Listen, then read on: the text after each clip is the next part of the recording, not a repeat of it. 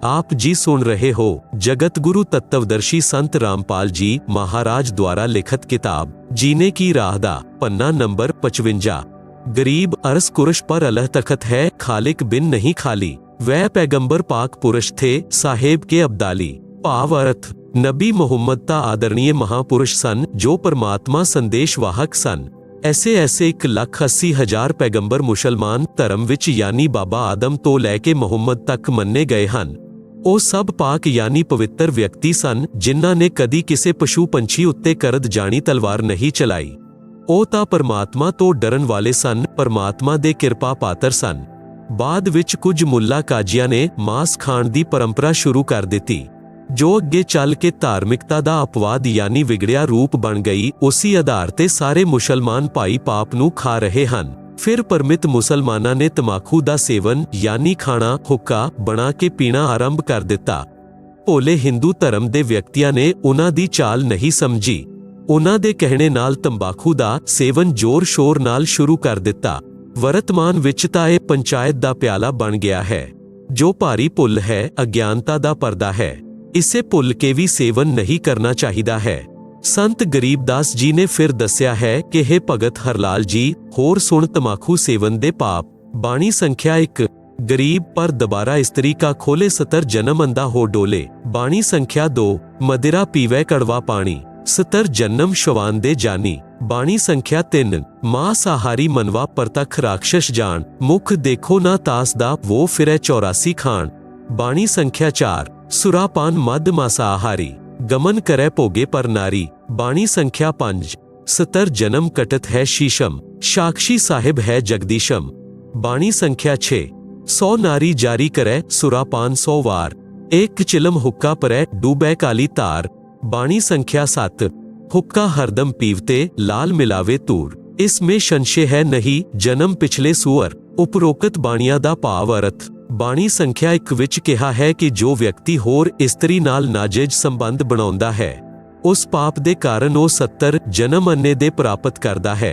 अन्ना गदा गदी, अन्ना बैल, अन्ना मनुख जां अन्नी इस्त्री दे लगातार 70 जन्म विच कष्ट भोगदा है। बाणी संख्या 2। कड़वी शराब रूपी पानी जो पींदा है, वो उस पाप दे कारण 70 जन्म तक कुत्ते दे जन्म प्राप्त करके कष्ट भोगदा है। गंदी नालिया दा पानी पींदा है, रोटी ना मिलन ते गू यानी टट्टी खांदा है। बाणी संख्या 3। जो व्यक्ति मांस खांदे हन, ओ ता स्पष्ट राक्षसे हन। उन्हां दा ता मुख भी नहीं देखना चाहिदा है, यानी उन्हां दे नाल रहण नाल होर भी मांस खाण दा आदि हो सकदा है, इसलिए उन्हां तो बचो। ओ ता 84 लख जूनियान विच पटकेगा। बाणी संख्या 4-5। सुरा यानी शराब पान यानी पीण वाले अते पर इस्त्री नूं भोगण वाले, मांस खाण वालियां नूं होर पाप कर्म भी भोगना हुंदा है। आप जी सुन रहे हो जगत गुरु तत्वदर्शी संत रामपाल जी महाराज द्वारा लिखित किताब जीने की राह दा पन्ना नंबर 56। उन्हां दे 70 जन्म तक मानव जा बकरा बकरी, भैंस जा मुर्गे आदि दे जीवनां विच सिर कट्टदे हन। इस गल नूं मैं परमात्मा नूं साक्षी रख के कह रहा हा, सच मनना। बाणी संख्या 6। एक चिलम भर के हुक्का पीण वाले नूं देण नाल भरन वाले नूं जो पाप लगदा है, ਉਹ सुनो। एक वार पराई इस्त्री गमन करन वाला, एक वार शराब पीण वाला, एक वार मांस खाण वाला पाप दे कारण उपरोक्त कष्ट भोगदा है। 100 इस्त्रियां नाल भोग करे अते 100 वार शराब पीवे, उस नूं जो पाप लगदा है, ਉਹ पाप एक चिलम भर के हुक्का पीण वाले नूं देण वाले नूं लगदा है। विचार करो, तमाकू सेवन यानी हुक्के विच, बीड़ी सिगरेट विच पीण वाले, खाण वाले, करन वाले नूं किन्ना पाप लगेगा। इसलिए उपरोक्त सर्व पदार्थां दा सेवन कदी ना करो। बाणी संख्या 7। समाज दे व्यक्तियां नूं देख के कुछ व्यक्ति हुक्का जां होर नशीलिया वस्तुआं सेवन करन लग जांदे हन। सत्संग सुन के बुराई त्याग दिंदे हन तां ਉਹ जीव पिछले जन्म विच भी मनुख सन। उन्हां दे अंदर नशे ही गूढ़ी लत नहीं बनदी, परंतु जो वार-वार सत्संग सुन के भी तंबाकू आदि नशे दा त्याग नहीं कर पाउंदे, ਉਹ पिछले जन्म विच सूर दे शरीर विच सन। सूर दे शरीर विच बदबू, बैड समैल सुंघण नाल तंबाकू दी बदबू पीण सुंघण दी गूढ़ी आदत हुंदी है। ਉਹ शीकर हुक्का होर नशा नहीं त्याग पाउंदे। ਉਹ ਆਪਣੇ अनमोल मानव शरीर रूपी लाल नूं मिट्टी विच मिला रहे हन। उन्हां नूं ज्यादा सत्संग सुणन दी राय दित्ती जांदी है। निराश ना होवो। ਸੱਚੇ ਮਨ ਨਾਲ ਪਰਮਾਤਮਾ ਕਬੀਰ ਜੀ ਤੋਂ ਨਸ਼ਾ ਛੁਡਵਾਉਣ ਦੀ ਪੁਕਾਰ ਪ੍ਰਾਰਥਨਾ ਕਰਨ ਨਾਲ ਸਭ ਨਸ਼ਾ ਛੁੱਟ ਜਾਂਦਾ ਹੈ। ਤੰਬਾਕੂ ਦੇ ਵਿਸ਼ੇ ਵਿੱਚ ਹੋਰ ਵਿਚਾਰ। ਤੰਬਾਕੂ ਜਾਣੀ ਹੁੱਕਾ ਪੀਣ ਵਾਲਿਆਂ ਦੀ ਸਥਿਤੀ ਦੱਸੀ ਹੈ। ਸੰਤ ਗਰੀਬਦਾਸ ਜੀ ਦੇ ਗ੍ਰੰਥ ਵਿੱਚ ਅਥ ਤੰਬਾਕੂ ਦੀ ਬੈਂਤ ਨਾਮ ਅਧਿਆਏ ਵਿੱਚ ਪਿਤ 22 ਖਾਂਸੀ ਨਿਵਾਸੀ ਨਿਵਾਸ ਕਫ ਦਲ ਕਲੇਜਾ ਲਿਆ ਹੈ ਗਿਰਾਸ। ਕਾਲਾ ਤੰਬਾਕੂ ਅਰੂ ਗੋਰਾ ਪਿਵਾਕ 10-20 ਲੰਗਰ ਜਹਾ ਬੈਠੈ ਗੁਟਾਕ। ਵਾਜੇ ਨੈ ਗੁੜ ਗੁੜ ਅਰੂ ਹੁੱਕੇ ਹਜੂਮ ਕੋਰੇ ਕਬੁਦੀ ਬੀਸਾ ਹੈ ਨਾਸੂਮ। ਬਾਂਕੀ ਪਗੜੀ ਅਰੂ ਬਾਂਕੀ ਹੀ ਨੈ ਖੁਦ ਡੂਬੇ ਅਰੂ ਡਬੋਏ ਹੈ ਕੈ। ਗੁਟਕੜ ਅਟਾਕੜ ਮਟਾਕੜ ਲਹੂਰ ਏਕ ਬੈਠੇਗਾ ਅੜਕਰ ਏਕ ਬੈਠੇਗਾ दूर। पीवे तमाखू पड़े करम मार अमली के मुख में मूतर की तार। कड़वा ही कड़वा तू करता हमेश कड़वा ही ले प्यारे कड़वा ही पेश। कामी क्रोधी तू लोभी लबूट बचन मान मेरा तू माना कूंट। हुक्का हरामी गुलामी गुलाम तनी के सरे में ना पहुंचे अलाम। पामर परम ताम जाते ना कोई झूठे अमल पर दई खोई। मुर्दा मजावर हरामी हराम पीवे तमाखू सो इंद्री के गुलाम। अज्ञान नींद ना सो उठ जाग पीवे तमाखू गए फुटी पाग। आप जी सुन रहे हो जगत गुरु तत्वदर्शी संत रामपाल जी महाराज द्वारा लिखित किताब जीने की राह दा पन्ना नंबर 57। भांग तमाखू पीवे ही सुरापान से हेत गोश्त मिट्टी खाए कर जंगली बने परेत। गरीब पान तमाखू चाबही सांस नाक में देत सो तो अकारत गए ज्योन पड़ पूंजे का रेत। भांग तमाखू पीव ही गोश्त गला कबाब मोर मिर्ग को पखत है देंगे कहा जवाब। भांग तमाखू पीवते चिस्म्यो नाले तमाम साहिब तेरी साहिबी जाने कहा गुलाम। गौ अपनी अम्मा है इस पर छुरी ना बहाए गरीबदास की दूध को सब ही आत्म खाए। भाव अर्थ उपरोक्त बाणिया दा भाव अर्थ है कि मानव शरीर नू ऑक्सीजन दी जरूरत है। उस दे स्थान ते तंबाकू दा धुआ यानी कार्बन डाइऑक्साइड प्रवेश करदा है तां उहनां नू खांसी रोग हो जांदा है। पित्त ते बाई यानी बाए दा रोग हो जांदा है। हुक्का पीण वाले दा बैठण दा स्टाइल दस्सिया है कि हुक्का पीण वाले एक दो तां हुक्के दे नेड़े बैठणगे, एक कुछ दूरी उत्ते बैठेगा ते कहेगा कि सरका दे थोड़ा जिहा। दूसरे उस दे वल हुक्का देणगे फिर न यानी नली जिस तो तू ना खिचदे हन। गुरड़ गुरड़ वजेगी आप तां हुक्का पी के डुੱਬੇ ਹਨ ਅਤੇ ਛੋਟੇ ਬੱਚੇ ਵੀ ਉਹਨਾਂ ਨੂੰ ਦੇਖ ਕੇ ਉਹੀ ਪਾਪ ਕਰਕੇ ਨਰਕ ਦੀ ਕਾਲੀ ਧਾਰ ਵਿੱਚ ਡੁੱਬਣਗੇ। ਜੋ ਤੰਬਾਕੂ ਪੀਂਦੇ ਹਨ ਉਹਨਾਂ ਦੇ ਤਾਂ ਭਾਗ ਫੁੱਟੇ ਹੀ ਹਨ। ਹੋਰ ਨੂੰ ਤੰਬਾਕੂ ਪੀਣ ਦੇ ਲਈ ਉਤ ਪ੍ਰੇਰਕ ਬਣਾ ਕੇ ਡੁੱਬਦੇ ਹਨ। ਉਪਰੋਕਤ ਬੁਰਾਈ ਕਰਨ ਵਾਲੇ ਤਾਂ ਆਪਣਾ ਜੀਵਨ ਇਸ ਤਰ੍ਹਾਂ ਬੇਅਰਥ ਕਰ ਜਾਂਦੇ ਹਨ ਜਿਵੇਂ ਪੜਪੂੰਜਾ ਬਾਲੂ ਰੇਤ ਨੂੰ ਅੱਗ ਨਾਲ ਖੂਬ ਗਰਮ ਕਰਕੇ ਚਨੇ ਭੁੰਨਦਾ ਹੈ, ਫਿਰ ਸਾਰਾ ਕੰਮ ਕਰਕੇ ਰੇਤ ਨੂੰ ਗਰਮ ਕਰਕੇ ਗਲੀ ਵਿੱਚ ਸੁੱਟ ਦਿੰਦਾ ਹੈ।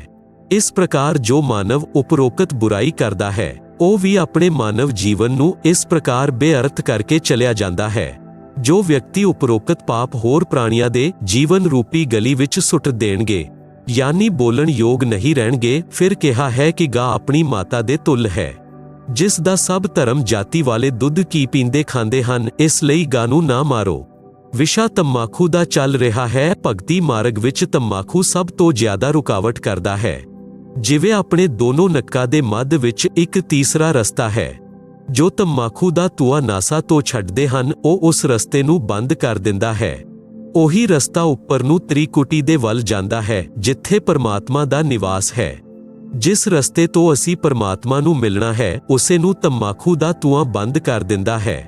ਹੁੱਕਾ ਪੀਣ ਵਾਲਿਆਂ ਨੂੰ ਦੇਖਿਆ ਹੈ ਪ੍ਰਤੀ ਦਿਨ ਹੁੱਕੇ ਦੀ ਨਹਿ ਯਾਨੀ ਨਲੀ ਵਿੱਚ ਲੋਹੇ ਦੀ ਗੱਜ ਯਾਨੀ ਇੱਕ ਪਤਲਾ ਜਿਹਾ ਸਰੀਆ ਘੁਮਾਉਂਦੇ ਹਨ ਜਿਸ ਵਿੱਚ ਧੂਆ ਜੰਮਿਆ ਹੋਇਆ ਮੈਲ ਨਿਕਲਦਾ ਹੈ। ਉਹ ਨਹਿ ਰੁਕ ਜਾਂਦੀ ਹੈ। ਮਾਨਵ ਜੀਵਨ ਪਰਮਾਤਮਾ ਪ੍ਰਾਪਤੀ ਦੇ ਲਈ ਮਿਲਿਆ ਹੈ। ਪਰਮਾਤਮਾ ਨੂੰ ਪ੍ਰਾਪਤ ਕਰਨ ਵਾਲੇ ਮਾਰਗ ਨੂੰ ਤੰਬਾਕੂ ਦਾ ਧੂਆ ਬੰਦ ਕਰ ਦਿੰਦਾ ਹੈ। ਇਸ ਲਈ ਵੀ ਤੰਬਾਕੂ ਭਗਤ ਦੇ ਲਈ ਮਹਾਨ ਸ਼ਤਰੂ ਹੈ।